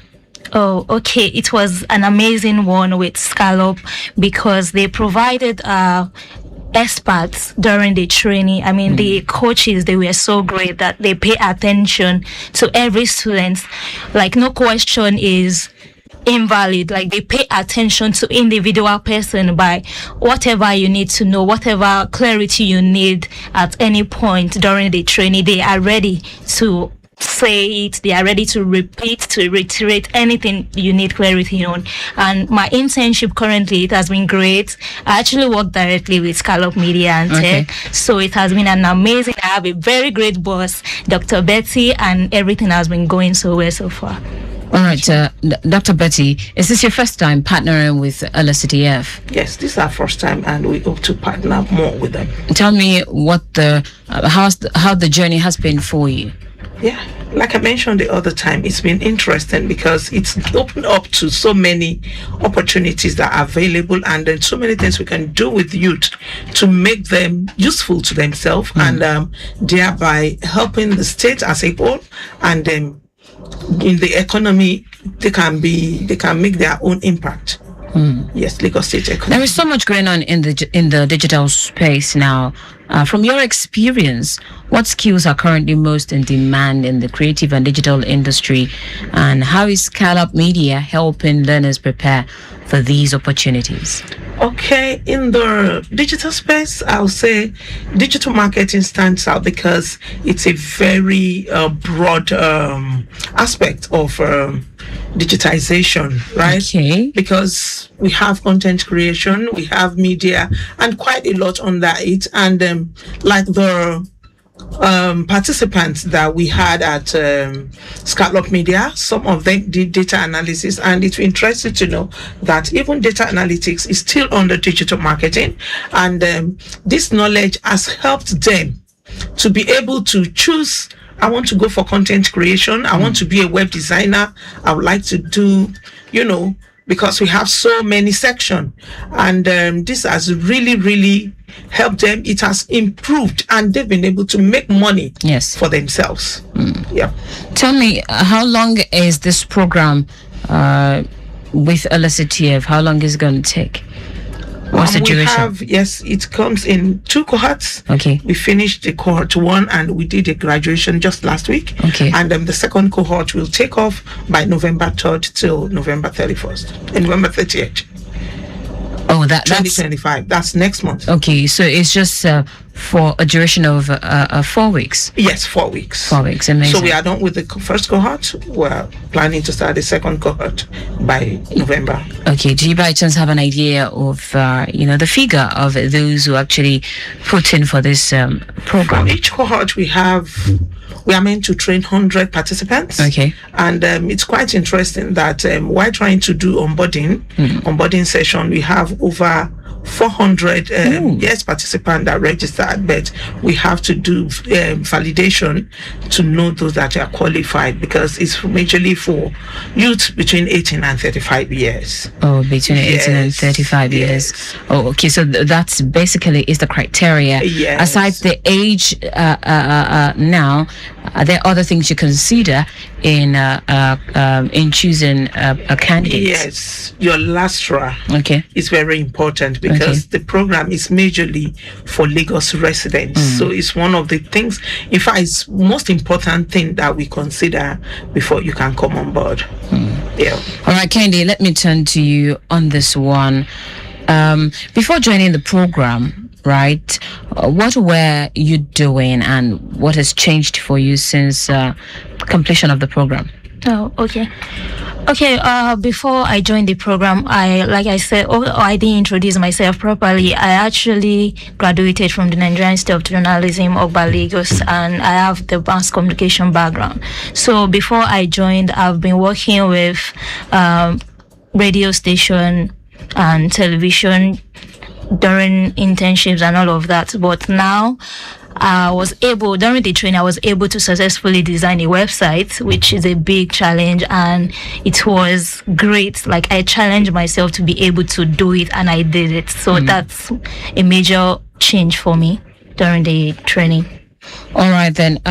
Do you see this sustaining you over time, given the fact that skills doesn't really take time to get saturated in this part of the world, considering our population? Do you see this sustaining you for a long period of time? Oh, okay. I say this as a train. It's a moving train, right? So whatever is coming, we just have to follow. And I'm glad I'm doing this because this is what it is trending right now. So it's I rather just jump on the train. Whatever is coming, I jump up on it. So amazing stuff. Dr. Betty, looking back at the first phase of employability support project, what moment or success stories really stood out for your team? We have a lot of success stories, but just to mention a few. During our graduation last week, I was so excited when I listened to our participants talking about their success story, which is also a success story for us. But the bigger one is when one of the employers that have them doing intern with us called me and to say, oh, I didn't even know it's your organization. I said, really? That she only knew Dr. Betty. She didn't know I'm the CEO of Scallop. That we are enjoying the interns you gave to us. We gave her 3 and she's actually asking for more. I said, they are rounding up in October. She said, yeah, they're rounding up here. I want to tell you that we are retaining them. It's actually a big one for us. Wow. Yes. Wow. That's a huge one there. Lagos Traffic Radio 96.1 FM. All right, you're a young chap in Lagos between 18 and 35. This is the time you want to connect with us on radio. I mean, it's an era of multiple streams of income. You just want to leverage on a kind of opportunity like this, you know, to get to open up another opportunity for you. If you have a young chap at home, you have a young lady at home who is still waiting for maybe JAM or WAEC or something, I mean, or even strike action, right? These are things they can leverage on, you know, just to get on board, get on the moving train, just like Kendi mentioned earlier. Quickly, let's talk about what's happening traffic-wise out there for those of you using Lagos roads at this time. There is a broken down loaded tanker having Boris problem at Navy Junction to a total underneath the bridge. It's currently receiving attention and not affecting the flow of traffic, so please look out for this impediment. The earlier reported broken down impediment at CMS Bridge in Wadakbogbo Fin Canal end has been taken off the road.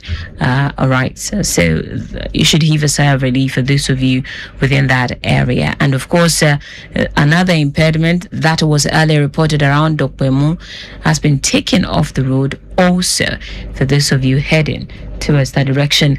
Oh, I missed a call. Please put your call through again. All right, let me read out the studio line. 0809-9120-777 is the number you can send your text to, just if you're not able to put a call through. And if you need to, you know, put a call through, you can call us on 0915-387-7127. Let's take this call. Hello, good morning. Hello, good morning. Hello, good morning. You're on to Lagos Traffic Radio. Oh, please, I want to speak to Shenwa Bola, please. Shenwa Bola features on Saturday night, I beg your pardon, Saturday night. A pleasure. All right, then you can please put your call through. 0915-387-7127 is the number to call to be a part of Accelerate Lagos.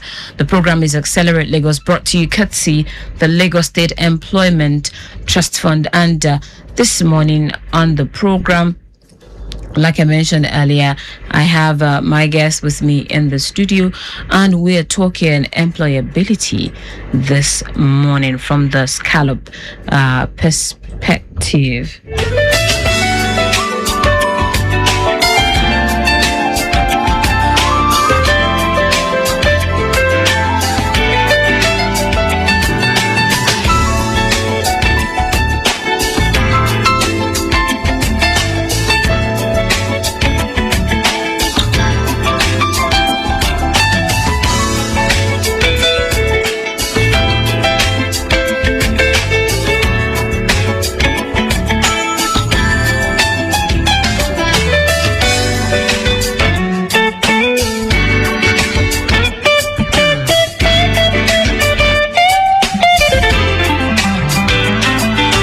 Lagos Traffic Radio 96.1 FM. I still have with me in the studio Dr. Betty Adepoju, CEO, Scallop Media and Technology, and of course, Kendi Adesu, participant, beneficiary, LSCTF GIZ Employability Support Projects. We have been talking empowering dreams through skills, digital skills to be precise. Okay, if you have been yearning to learn this kind of skill, this is the time to connect with us. Dr. Betty, let me turn to you on this one. Is this skill entirely free? Yes, it's free to the participants, but it's not really free because it's being paid for by GIZ and implemented by LSCTF. Okay, I asked if it's totally free because, I mean, for anyone who is coming on board, do they need to bring totally anything? Free. They just have to come with open mind. They come with their laptop. And interestingly, they are also given stipend for transport and their data. Yeah, data, amazing. Because I know for some partners, they are situated in some parts of the state. The one we had last week is situated somewhere around Ogudu area. Where is Scallop located? And just so those in your areas would know that you're within their area and they can leverage on it. All right, our training center is at number 58 Mole Street, Yaba Alagomeji. Okay. Yes. Yaba Lagomeji. Amazing stuff. Okay, so here is an area where we have a lot of young chaps who might want to leverage on this thing. Walk me through your schedule and the kind of courses that you run for those listening. All right. We actually target digital marketing and data analysis training school for the purpose of this project. And under digital marketing, we offer website designing, content creation, how to run ads, Google ads, Facebook ads, Instagram ads, and how to set up a social media platform and how to run it effectively. And then we have the whole basics of data analysis. Yeah. Is it a virtual class or hybrid, or how does it run? No, it's complete physical class. Physical. Back to back. From 9 to 4, Monday to Friday. Ooh. Yeah. Well, that's huge. Yeah. So for anyone who would like to leverage on this kind of opportunity, you're probably going to take time off whatever you're doing around that time for the whole of 4 weeks. Exactly. Is that what it means? Exactly. All right then, Kendi, let me turn to you on this one. What would you say to other young people listening who might be unsure? I've had a couple of persons ask me, those things you guys discuss on radio, are they true? Are they entirely free? Can you share your thoughts? Okay. I would say that they should jump on it because these opportunities are rare, and for someone or an organization to put it out there to want to invest into the future of the youth, I think it's best they harness it. And everything we've been saying is not just for the sake of the radio. It is true because it is my experience, and everything so far, the web designing, it is true. It is my experience. It is what I went through, and it was a form of breakthrough for me as well. So I would say whenever they see opportunity around them, they should not doubt. They should not bring doubts or bring fear. They should always be open-minded and so jump on it. Like I said, I've been using that word, like jump on it. Don't be positive about any opportunity around you. That's all I have to say to them. Did you have to know anyone to apply for this? Did anyone help you facilitate it? No, not at all. My friend actually shared me the link when the whole process was out, like the whole advert and publicity about the training. I applied just like the regular people and I was picked. So that was it. All right then. Walk me through the process of your application down to when you were shortlisted. Oh, okay. So I applied, like I said, through the link shared, and we're called for screening. So, and after the screening, there was an orientation. Then after the orientation, then we were onboarded, like fully into it. Then we started class. That was it. All right then. Let me turn to Dr. Betty as a facilitator here now. For anyone who would like to be a part of this, I would like you to reiterate the requirement before we get to, from start to finish of the process of application. All right. The important thing, if you're coming on board, is you must have an open mind. And yes, I mentioned laptop is not compulsory. If you can afford one now, you can always get it after the training. But if you have, it's a plus for you. And at least you must have basic secondary school living certificate. And cool. Your LASRA is very important. Even if you are graduate, you are not left out, because I'm proud to say that the last set we worked with in the cohort 1, we have about 90% who are graduates, and it will surprise you to know that we even have master degree holders, and they took advantage of it, and today they are smiling, and they always call to tell us, Scallop, thank you. LSETF, thank you. GIZ, thank you. So it's an opportunity for you to don't let it slide by. Take advantage now. Okay, so for anyone who would like to apply, what's the process like? All right, we usually put out links for registration, even though we did our first set of screening yesterday, and the link is still open. Hold your thoughts 1 minute. Let's take this call. Hello, good morning. Hello, good morning. Good morning. My name is Alaji Shekumaru. All right, Alaji Sheku. Please, we would like to know what exactly the problem between from Ikorodu after Ogolonto. There has been a serious and hectic traffic. We couldn't understand what is happening in the front. After Ogolonto, heading towards Ketu. Yes, before Oluwanishola petrol station. All right then. Listen through your radio while I call on the traffic managers within that zone. Okay, thank you. Pleasure. Thank you. All right, traffic manager Aladeshe and Onobanjo, if you are listening, would you please confirm to me what's going on pulling out of Ikorodu this morning after Ogolonto around Oluwanishola filling station? I understand there is a bit of bottleneck within that area, causing busy movement for those aiming to connect the Lagos metropolis. I know Aladeshe had called earlier, and Onobanjo had called earlier also, reporting 1 or 2 impediment which is being attended to. Is there any other thing affecting the flow of traffic right now? Please do let us know so we can escalate from this end. If you have also passed by that area and you noticed the course of the busy movement, you can also call in to share with us, just so those coming from the rear can have an idea of what is causing the busy movement. Over to you, Betty. All right. So, like I mentioned, that we did screening yesterday, our first screening, and the application is still open because that will be onboarding on the 30th of October. So after that, once you're qualified and you have your LASRA, and you are good to go. Good. Hello, good morning. Good morning.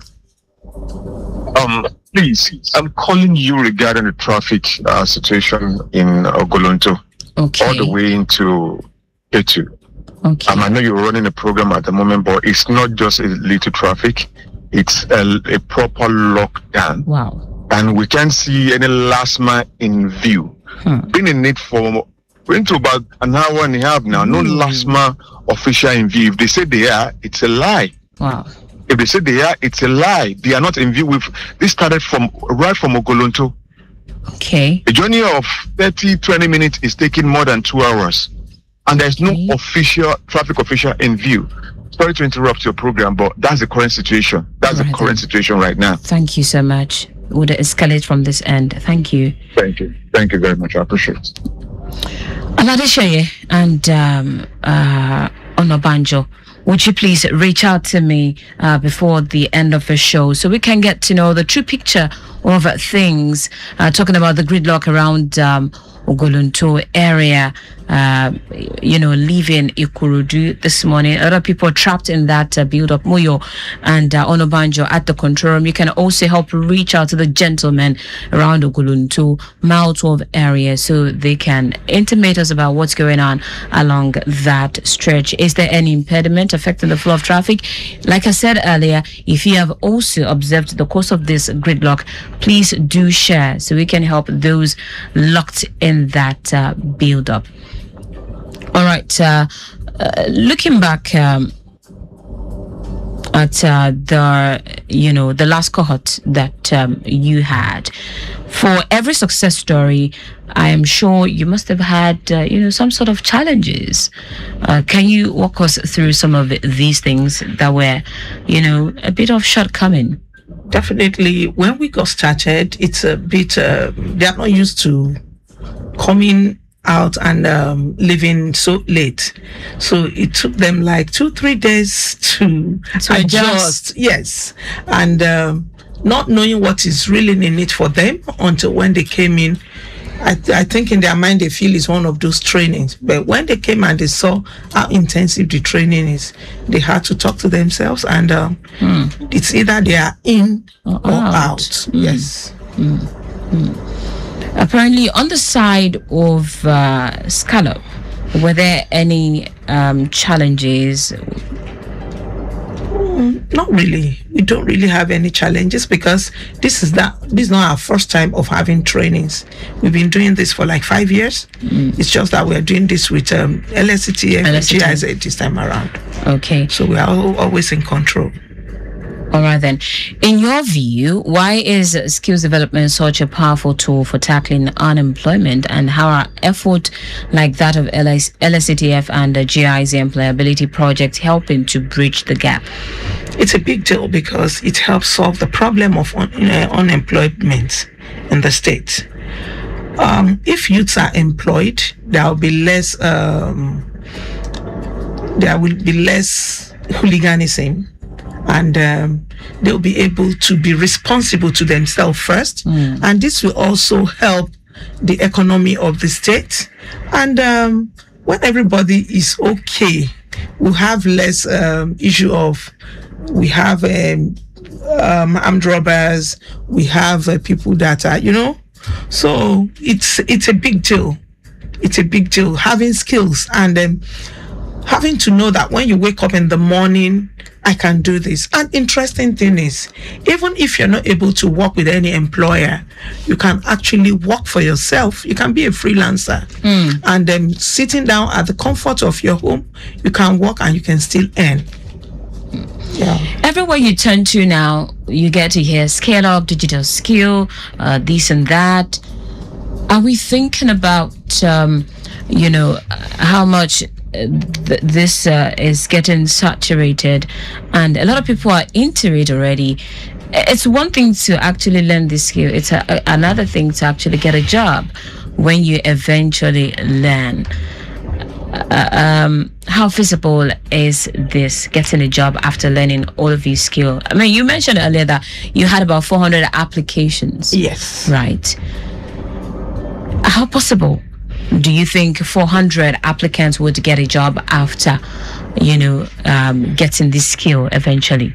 All right. Don't forget I mentioned that it's a very broad, talking about digital marketing and learning the digital skills is quite broad. And another interesting thing is that most of these youths coming on board, they actually have, some of them are entrepreneurs, and learning this actually help them to use the digital skills to push out what they are doing to already. People. Yes. Okay. So no matter how, for digital skills, I don't think the market can be saturated because it keeps on evolving day by day. Okay. So just like Kenny mentioned, there's a moving train. You just try to jump on it. Yes. And flow with the tide. All right. Let's connect with our Motorbike Live reporter. Hello, Raphael. Good morning. Hello, Raphael. Raphael, can you hear me? Hello. Good morning, Raphael. Where? Good morning, Raphael. All right, then, as we wrap it up on the show this morning, what's the next thing for Scallop Media, and how can more young people connect or benefit from your training opportunities? So the next thing is that we are starting the second cohort next month, and application is still open. We're doing our next batch of screening by next week. Next week? So, yes. So if you are youth out there and you still want to be part of this, check us out online just search for Scallop Media and Technology. You'll see the link there. Register, and we send you email and we send you WhatsApp message. If you are selected, then you come for screening. Then we move together come November 3rd. All right then, and what will be your final take on the show this morning as we wrap it up? I want to say a very big thank you to LSCTF and GIZ, our funder, and I want to implore the youth out there. If other youths can't do it, you too can do it. Don't sleep on this. Take advantage of the available opportunity. As Scallop, we are there for you, even after the training, to give you the support you need to take you to the next level. All right, then, the words of Dr. Betty Adepoju, CEO, Scallop Media and Technology. And of course, I have been speaking with Kendi Adesun, participant, beneficiary, LSCTF GIZ Employability Support Project. And today, we have discussed empowering dreams through skills, the Scallop Media story. Thank you so much, ladies, for coming on the program. Thank you so much for having us, Taiwo. All right, then, this is where we wrap it up on the show this morning. Big thanks to the social media team, Oluremi, Aluko, Daniel, and the rest of the crew. Maximum thanks to Victor, Terry. Our executive producer is Taya Conley. Don't forget, this program has been brought to you courtesy the Lagos State Employment Trust Fund. I remain Taiwo Barua. This program makes a return next week at 10:15. Enjoy the rest of your day.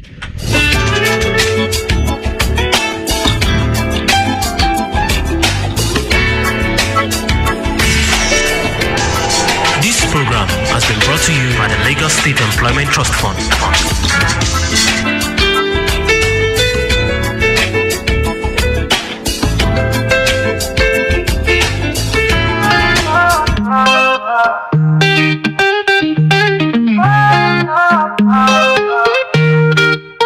Lagos traffic, a challenge we faced, but now we have a solution, a better pace. Lagos Traffic Radio 96.1 FM. We're here to guide you wherever you may be. 13 years strong, we're moving ahead. T-Radio, I promise to you is spread. Timely, reliable, accurate, dynamic, innovative, objective. We're here to help with traffic updates effective. Our motorbike reporters on the ground, live camera updates all around. Waterways, flights, trains, and shipping too. We're here to keep you informed with updates and new. 13 years strong, we're moving ahead.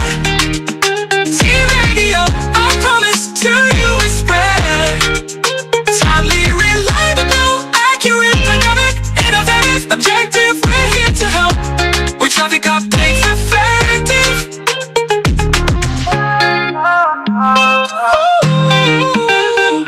Tune in daily, 96.1 FM. Lagos Traffic Radio, your trusted friend. We'll guide you through Lagos busy streets with timely updates. Your journey's sweet. 13 years strong, we're moving ahead, moving ahead. T-Radio, I promise to you is spread. Timely, reliable, accurate, dynamic, innovative, objective. We're here to help with traffic updates effective.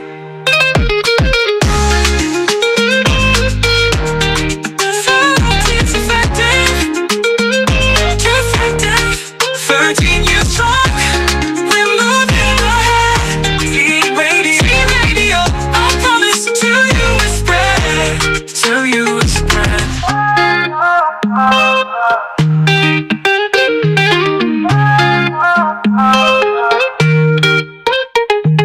Tune in daily, 96.1 FM. Lagos Traffic Radio, your trusted friend. We'll guide you through Lagos busy streets with timely updates. Your journey's sweet. 13 years strong, we're moving ahead. T-Radio, I promise to you is spread. Timely, reliable, accurate, dynamic,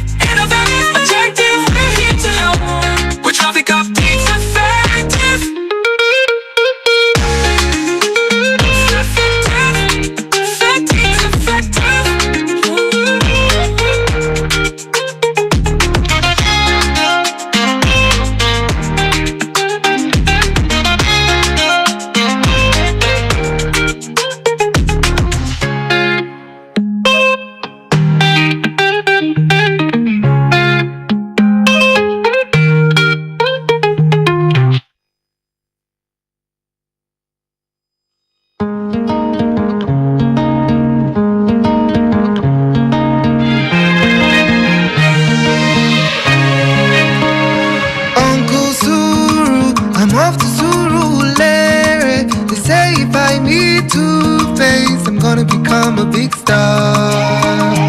Uncle Suru, they say that I'm daydreaming. Musician life, you know, easy. I wanna become a big star. I'm tired of dreaming of where I want.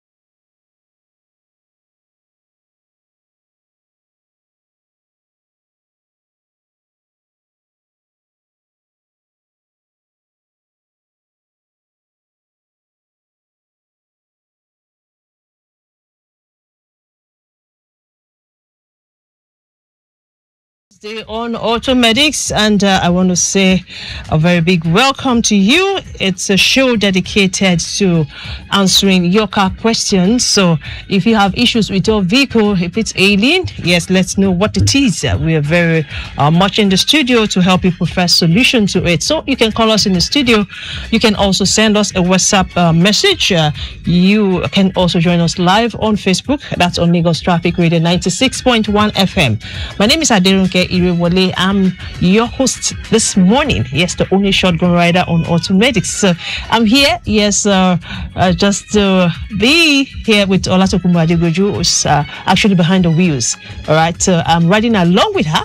Yes, around town today to help you fix your cars. So feel free, call us on 091-538-77-127, or you send a message to us on WhatsApp on 0809-912-0777. Welcome to the show.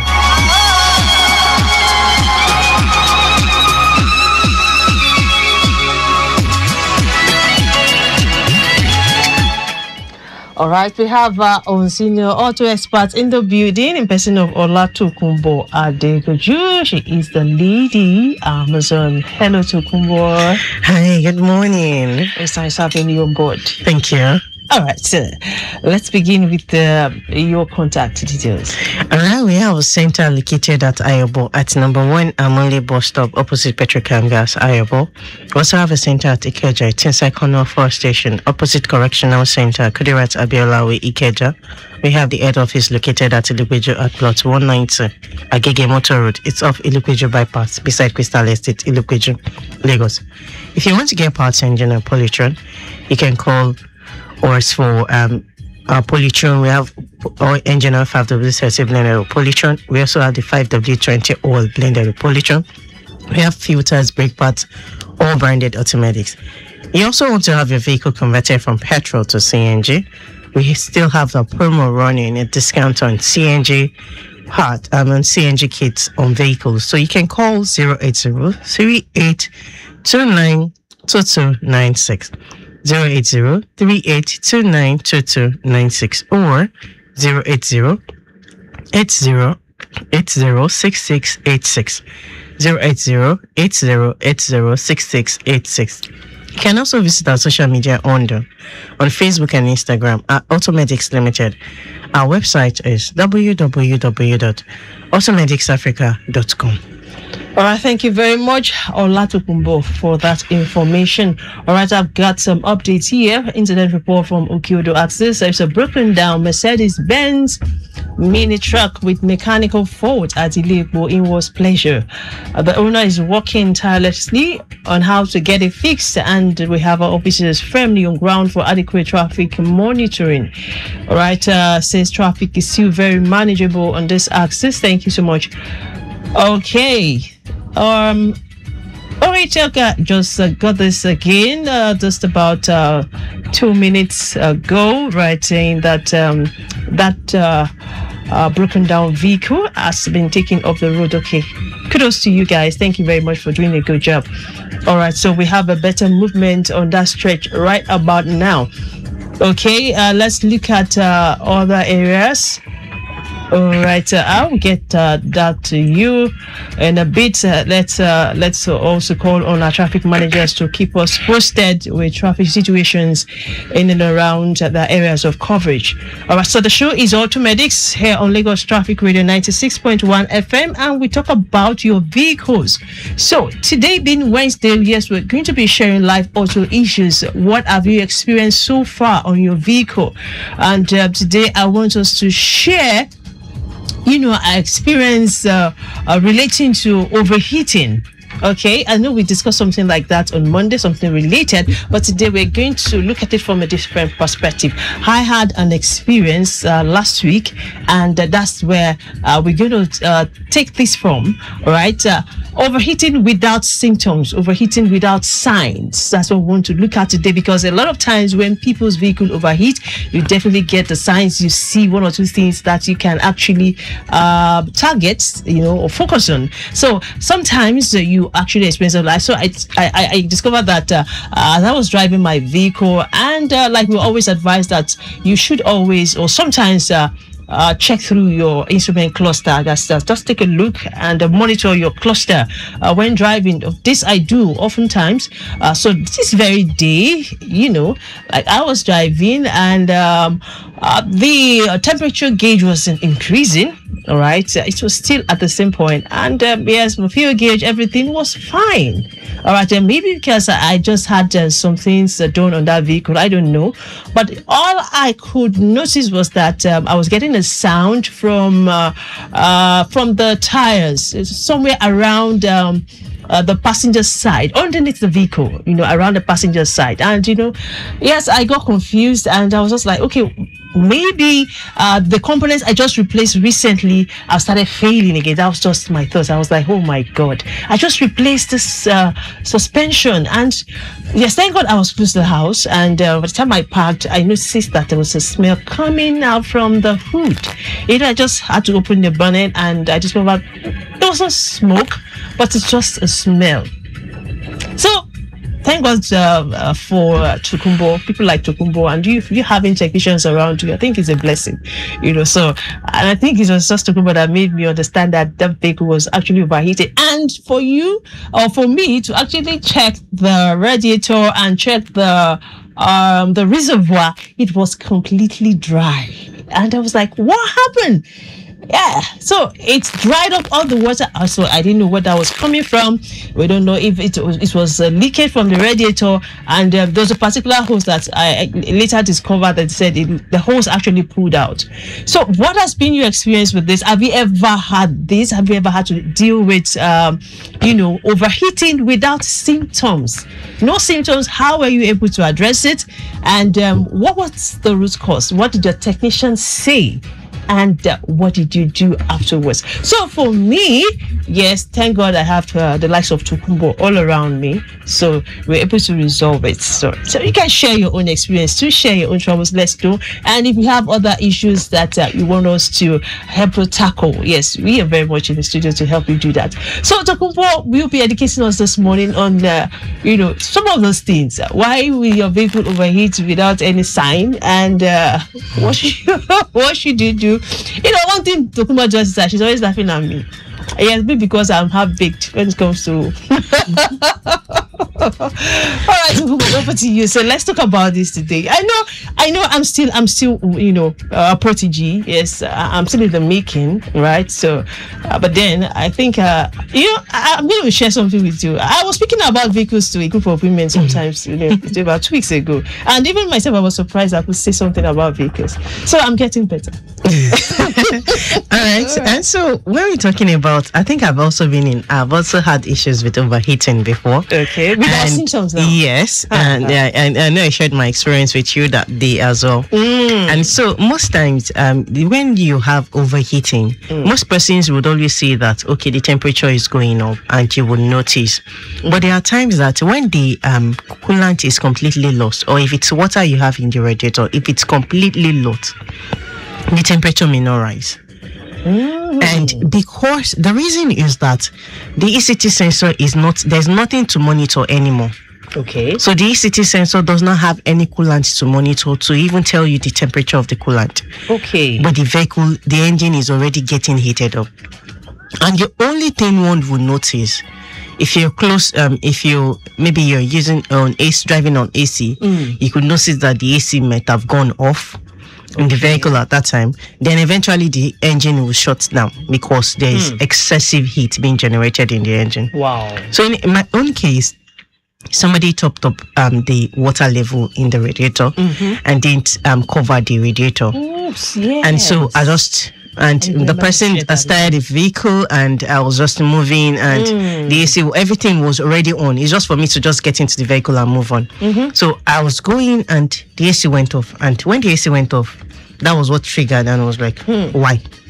Exactly. Then I pulled over to the side of the road. As I was pulling over to the side of the road, the engine went off. And I was like, okay. Then I still checked the cluster, the temperature didn't rise. Right, at all. But something I noticed was when I turned off ignition, yes, and I turned on the ignition again, yes, the temperature gauge jumped from mid to red. Red. Not even I read, and I was like, okay, oh wow. Wow. And then I opened up the bonnet and I saw the radiator cap where it was left beside the radiator, and I was like, it was covered. Okay.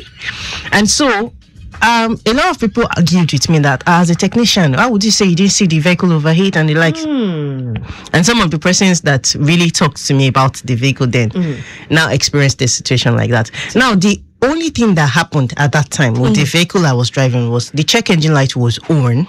Okay. And so I didn't notice there was a problem because the check engine light was on. The other person that drove a Corolla, yes, they have the check engine light on. I never had the check engine light on. When the person experienced the overheating, yes, the check engine light came up for the ECT sensor malfunction because the ECU didn't get a feed from the ECT. And so the ECU reported the ECT to the vehicle owner, put on the check engine light. So if you run a scan at that time, you will see ECT sensor malfunction because there's nothing the ECT sensor was going to read at that time. Okay. So it was a total loss of water. And the ECT sensor did not see it. And so that was what happened. So it could happen that you could experience overheating without you having the temperature gauge rising. Wow. Though there will be other symptoms. Yes, other symptoms like... But I checked the fan. You know, one of the things you probably want to check is you check your fan. Yeah. You check the radiator. You check if there's coolant in there. You check some other things and you feel, well, this is fine. And you know that the fan is not being run direct, so you feel so. And just like what you said, so that means there's total loss of water. Exactly, you're not going to get the sign. Yes. Wow. If the water is getting low gradually, you might get the sign. But if the water gets lost almost instant, then you won't have the temperature rise. Wow. And so another thing that one can be able to use to detect, you know that because I'm a technician, it was easy for me to perceive the overheating smell. And some persons, even at the workshop. Yes, and the funny thing is, you know what? I was telling my kids, I was like, something is smelling, something is burning, and I just assumed that, okay, yes, we talked about fuse burning yesterday. Maybe there's a fuse burning somewhere, and you were able to actually differentiate between the smell of fuse and the smell of overheating. So I wasn't able to actually decipher that. Exactly. Yes. Even at the workshop, there are times that when there was a time with myself and some other technicians, their trainees actually, they were working on a vehicle. Immediately I got close to the vehicle, I was like, you guys turn off this engine. This vehicle is overheating. Really? And somebody looked at my face and was like, I don't understand. What are you saying? I was like, can't you even perceive it? I was like, somebody was like, perceive overheating as how? Really? But the truth is, when you have a metal heating up, you perceive the metal really. It smells really differently.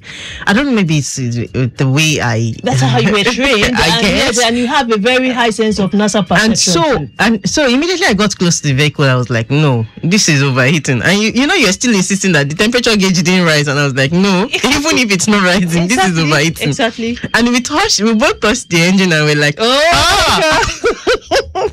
the engine was terribly hot. Okay, we have a call from please try to make that call back. One of our Motorbike Live reporters, I guess that's Sadiq Yusuf. So Sadiq Yusuf, I would like that. Okay, that's Raphael Jeremy. All right, hello Raphael, good morning to you. How are you today? I'm very good. So I report coming from California, where I'm taking from the Ikeja Bridge. Okay. By Joel Gonaike. Yeah, I can confirm to you that the road is quite free. Even under the bridge is also quite free, both in and out. Even connecting to the custom way to area reported of the backlog, and everything has been clear up. Leaving the custom to connect Joel Gonaike by Country Club too is very clear. Both in and out. Sheraton is all by Sheraton too. It's also clear, except the alternation lights at that Sabo Afiodun Junction, leaving there to connect the Cantonment down to Maryland. Both in and out is very, very good at the moment. Yeah, okay. Yeah, we have a good moment now. In fact, connecting Ikorodu Road, it was Anthony too. Although it is slow because of the bus stop activity at the Maryland bus stop, they're leaving there to connect properly is busy, and this is a result of that town planning interchange. The leading there properly to connect the family and environment is very, very clear. The return journey too is also very clear. But I also observe that the BRT Enforcement Agency has carried out operation at the Arrow Bridge. So as a result of that, can you hear me there, okay? Yes, I can hear you, Raphael. So as a result of that, in fact, we have a standstill at the Arrow Bridge. But leading to the Arrow Bridge, that checking point to connect it down to Maryland is very, very free. Very, very free. So there's a traffic that's been affected beyond Ojota Bottom that extended to Ojota Interchange by now. So there's nothing to worry about because let's say they are disposing their official duty. So leading there, as I said, to connect Maryland properly is quite free. And return journey too, from there Maryland to the Arrow, the new garage interchange is quite free as well. That's all. All right, Raphael, you mentioned that it's a standstill situation on Odoyalaro. Yeah, what's the reason for that? Is it just the BRT enforcement, or is there an impediment there? No, they are carrying out their official duty. Yeah, they are checking their official duty. Yeah, official likely. Yeah, like corridor, right? Yes, on that flow of traffic. Yeah, sure. On top. Yeah, you know, it is on top of the bridge. So they affected both the BRT lane and the main garage lane. You know, the bridge doesn't have main garage bridge lane. It's general. But coming from Ojota, the service lane is free, except the bus stop activity. But the main garage lane is quite busy because of the enforcement agency at the bridge. All right, I'll take it for your word, Raphael Jaramil. But I just feel that BR's corridor is only supplied by BRT buses. So, all right, it's okay. But to say then we have a standstill situation on the Odoyalaro Bridge according to you. All right. Yeah. It's just that the Arrow Bridge that causes the situation. Okay. So leaving there to connect Maryland properly is quite strange. There's no obstruction, no impediment. Right. Yeah. Thank you very much, Raphael Jaramil, for calling in at this time. You're welcome. Thank you. All right, Lagos, that was Raphael Jaramil, one of our Motorbike Live reporters, intimating us on the situation of traffic on Bank Anthony Way. He's making us understand that it's a smooth journey all the way, especially for those trying to connect from Ikeja under the bridge and those connecting from Joel Ogunaike. So underneath the bridge of Ikeja is a good movement. It was Sheraton, Maryland is also looking appreciable. So in and out of that stretch is looking quite breezy, so feel free to apply that route. There is no impediment cited whatsoever. Just ensure you keep it within speed limit and watch out for alternations, yes, on Bank Anthony Way. And Raphael also said that we have it busy on Odoyalaro Bridge due to BRT enforcement. Okay, so just please be cautious as you drive along the stretch. So it's going to be pretty slow on that stretch. But it says exiting the Odoyalaro Bridge, we have it better. Yes, connecting Maryland. So no cause for worry. So no impediment cited whatsoever. It's just a slow, busy movement there. So please be cautious this beautiful morning. And they also made us understand that it was Maryland, all right, from Bank Anthony Way is a good journey all the way. And for those trying to connect Ikorodu Road. And the return journey is also looking appreciable. Thank you very much, Raphael Jaramil, for this update. All right, to also have some of this report from traffic managers, right? It says the earlier reported broken down vehicle at Navy Junction as on Apapa axis has been taken off the road at the moment, right? We have a better movement on that stretch. And also for those on Apapa 1, yes, it's a 40 feet loaded cool room having Boris problem at warehouse. It was a T-Salat. So mechanic is working on it, and we have officers on ground also doing the needful. So no effect on traffic at the moment. All right, thank you very much for this. All right, what else do we have here? Please, I would like that you keep me posted, traffic managers. Someone says it's an infraction to drive with a cracked screen. All right. And the officer can decide to warn or ticket. All right. Thank you very much for this setup. Right. The show is Automedics on Lagos Traffic Radio 96.1 FM. And on this show, we talk about your vehicles. We want your vehicle to maintain optimum performance. Yes, we don't want your vehicle to break down on use. Okay. And we don't want anything short of, performance on our roads. So please ensure you call into the studio. Let's know what bothers you. Let's know how your vehicle is faring. Yes, tell us what it is. And today we are looking at, overheating symptoms, or why your vehicle will overheat without giving you any sign or symptom. Right. Share your experience. Share how you were able to resolve this. Share what was the reason for this. Was it due to your fan, as a cooling fan? Was it due to your radiator? Was it due to any other component in the vehicle? So we are very much in the studio, and Olatokunbo Adegoju is in the classroom with us this beautiful Wednesday morning. So come on, let's get back to our discussion. Yes.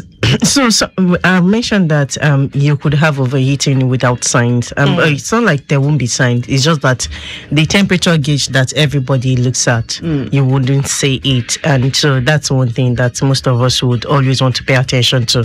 When you're driving, you take a look at your cluster to say, my temperature gauge is not riding, so the vehicle is not overheating. Okay. Or which the vehicle may be overheating. So some of the things that could cause the vehicle to overheat without us knowing could be a failure from the cooling fan. And so if the cooling fan fails, yes.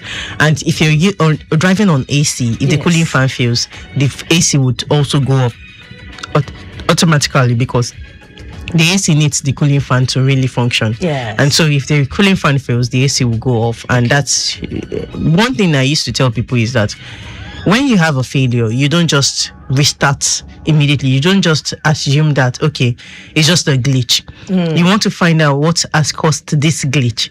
So if you notice that your AC goes off, which is something that is unusual while driving, I think the best thing you want to do is first pull over to check to see if you're not having a problem with overheating. Okay. Because the AC depends on the vehicle to cool properly. Okay. I mean, the engine to cool properly. So if the engine is heating up, the AC turns, it goes off. And so that's one of the signs that what we'd always look out for. Then for us to be able to address leaks, problems with leaks around the cooling system, because this is one of the most common cause of overheating on vehicles. Okay. The reason somebody would have to top up water is because there is a leak, but the leak is not yet measured. And that's why the person is always topping up. Okay. But if you have coolant in the engine, in the radiator and in the engine, you would always see a trace of the leak. Exactly. Because the coolant will leave the trace, and you will notice that there is this color stain here. I think I'm having a leak here. That's it. So you could inform your technician, please come and let me take a look at this thing. There is a leak here. And so it's going to be addressed before it becomes a major. And that way you won't have to even experience overheating at all. But most of us would always say, that's the problem. That's where the problem is, because a lot of us don't use coolant. So even when the vehicle is leaking, or the radiator is leaking, you cannot trace it. And sometimes you just assume maybe it was when I was pouring water that this water actually splashed here. And you understand? So, but if actually, I told you the reason I didn't get coolant in my vehicle. Let me just confess on air right now. Yeah, because now that you told me that you can actually change the color of your coolant. So for you, our listeners, you can actually change the color of your coolant. I was just banking on the fact that yes, this is the color that came with this vehicle. It was pink, and I was looking for pink all over Lagos, and now I didn't get pink, so I had to resort to using water. So now Tokunbo is making us that you can actually change the color of your coolant. So if we use coolant, actually, I think we will have less issues with tracing. Yes, exactly. The only thing we used to recommend is that you don't mix coolants. So you can't have red and you expect to mix with green, or you mix with orange. You have to drain what you're having completely and put in fresh one, such that if you want to change color, so any color of coolant goes well. But most times we used to recommend that you use organic coolant for new models of vehicle, and the organic coolants are the ones that come with the pink or the red color. They come in orange, they come in blue. The inorganic coolant is the green type, which is the most common and the cheapest type of coolant. But other ones are organic coolant, and say they are very ideal for the vehicle. Okay, so now if I want to change the color of my coolant, is it that will I just pour the coolant? Since I have water in the radiator, should I just go ahead and pour the coolant? I think it would be better for you to have the water during the halt before you put in fresh That means coolant. you need the service of a technician again. Definitely. That's the only way I can get you to pay me for labor. Oh my God! These people are selfish. All right, thank you very much, Olatukunbo Adegoju. So that means you can actually change the color of your coolant at any time, but just ensure that you drain out all of the water in the radiator and you're good to go. Okay, thank you very much. Now we have this question, right? So we're going to tackle this question, but then before that, this person says road coming out of Ikorodu is very busy this morning. All right, traffic managers, what is the situation on Ikorodu? That's at Ikorodu Garage, right, coming all the way to I-12 and the like. So please, what is the situation? What's the reason for that build-up around that corridor? This person says it is very busy. So very busy. Is there an impediment? Is there anything major that we need to actually pass across to our listeners? Okay, let's quickly take this question before we have Blackvis. Blackvis is coming on board very soon. All right, Honda Accord Baby Boy. This person says after driving for like an hour with AC, the car RPM will be below 500, and I want to stall or off. If I rev it at this time, the odometer wouldn't go past 2,000. Is it fuel pump or injector for or what? What can I do? What area can the mechanic look out for? I also noticed this stalling on startup and the RPM wouldn't get past 2,000. Okay. We have a call. Ella? Hello? Hello, good morning. Good morning. Yes, please. How are you doing? Good morning. My name is Tony from I know what you guys are talking about, and we are struggling to hear you. Can you hear me now? Is it better now? Yes, I think it's better. Yes, so I think that the radiator cap, I think my name is Shegun. The radiator cap, like when I open, I don't think about how to do it's what you guys are saying. That sometimes I just feel like it's regular. But you see that the mother house where the plant whatever is on the other side, water is always inside, and supposed to link water into the radiator. So when I take the radiator, I see that it goes down. Like I thought this is or it's not supposed to be like that. So I just want you guys to appreciate more of it and it and all that. Okay, so how often do you top up the water? How often do you top up water in the radiator? I'm struggling to make sound like you're flat. How often? How often do you top up the water in your radiator? To be honest, maybe once every 2-3 days. What quantity?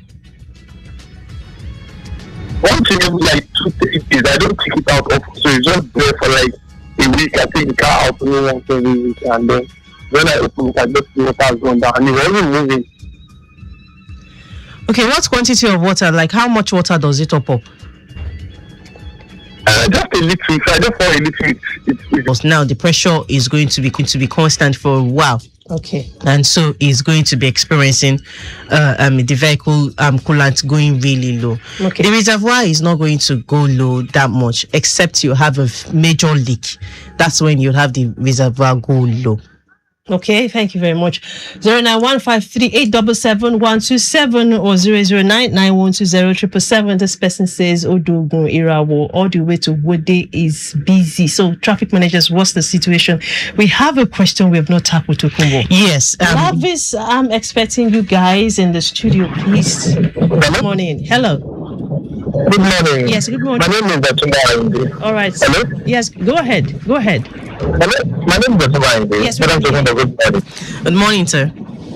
Quick one, I have a question. My question is either the Toyota Corolla or 3 regarding what you guys are saying about the topping of pure water. I've been driving my car for more than 2 years. I have never for once topped off the water. Really? Wow. Not even one. I've not even opened the. That's number one. Is that really? Wow. You deserve an award. And I drive the car every day. Wow. Every day. Number two, my main question is my car, if I wanted to climb a hill, I find it difficult. I struggle to accelerate. Please, what could be the cost? So my second light is done. Okay. All right. For you not to have to top up water in the vehicle. Let me listen by the radio. All right. Yes, all right, listen via the radio. So if you don't have a coolant, you don't have coolant level low, it's an indication that the system is not leaking and there is no leak around the system. Okay. I used to say that it's a closed cooling system. It's a closed system. I don't know why most persons would always wonder why they most persons would always top up and they will consider that it's normal. So for the situation you're experiencing, the vehicle is not, you have to accelerate hard for the vehicle to go on a hill. What you need to do is first run or scan. Okay. Now, I also want to ask, when was the last time you did a transmission service? Transmission fluid level and condition would also affect the rate at which the vehicle runs well, especially when you are taking on a hill. When you are taking on hill, you need less speed, more torque, and that's when the power of transmission should be it should come into play. Okay. So if the transmission is having a bit of a delay, maybe because of the condition of the fluid in it or the level of fluid in it, that's when you're going to be experiencing a situation like this. So the take that for now is check the level of the transmission fluid. If it's okay, you might say it's okay, but maybe you didn't check well. You need to check the transmission fluid while the vehicle is you have taken the vehicle through all of the gears and maybe put it in drive, then have somebody depress the brake pedal if you don't have very good park brakes. Okay. And check the level of the fluid. Then the condition of the fluid also says a lot. If it's already brown and getting to black, okay, it's time to do a transmission fluid change. All right, back to our question. The Honda Accord Baby Boy. Yes, it says after having the RPM is low. With ACS, RPM is below 500, and sometimes it wants to go off. He said he has revved. If he revs at this time, the odometer wouldn't go past 2,000. All right, fuel pump or injector fault. I think it has to do with the throttle body. Which they call the injector mount. For that vehicle, it may be a drive-by cable system. Okay. So if it's a drive-by cable, the throttle body can be serviced and then the RPM be adjusted on the body of the throttle body, and you have the RPM go to between 800 and 1000, and then the vehicle will not go low. But if it's the throttle body is not, if it has been serviced and it has been adjusted and the problem is still there, you may need to do a replacement of the throttle body. What technicians call the throttle body is injector mount. Okay. All right, Lagos Traffic Radio 96.1 FM. We'll go on a quick break, and when we return, we'll be having Lakfest team on board. Please stay tuned.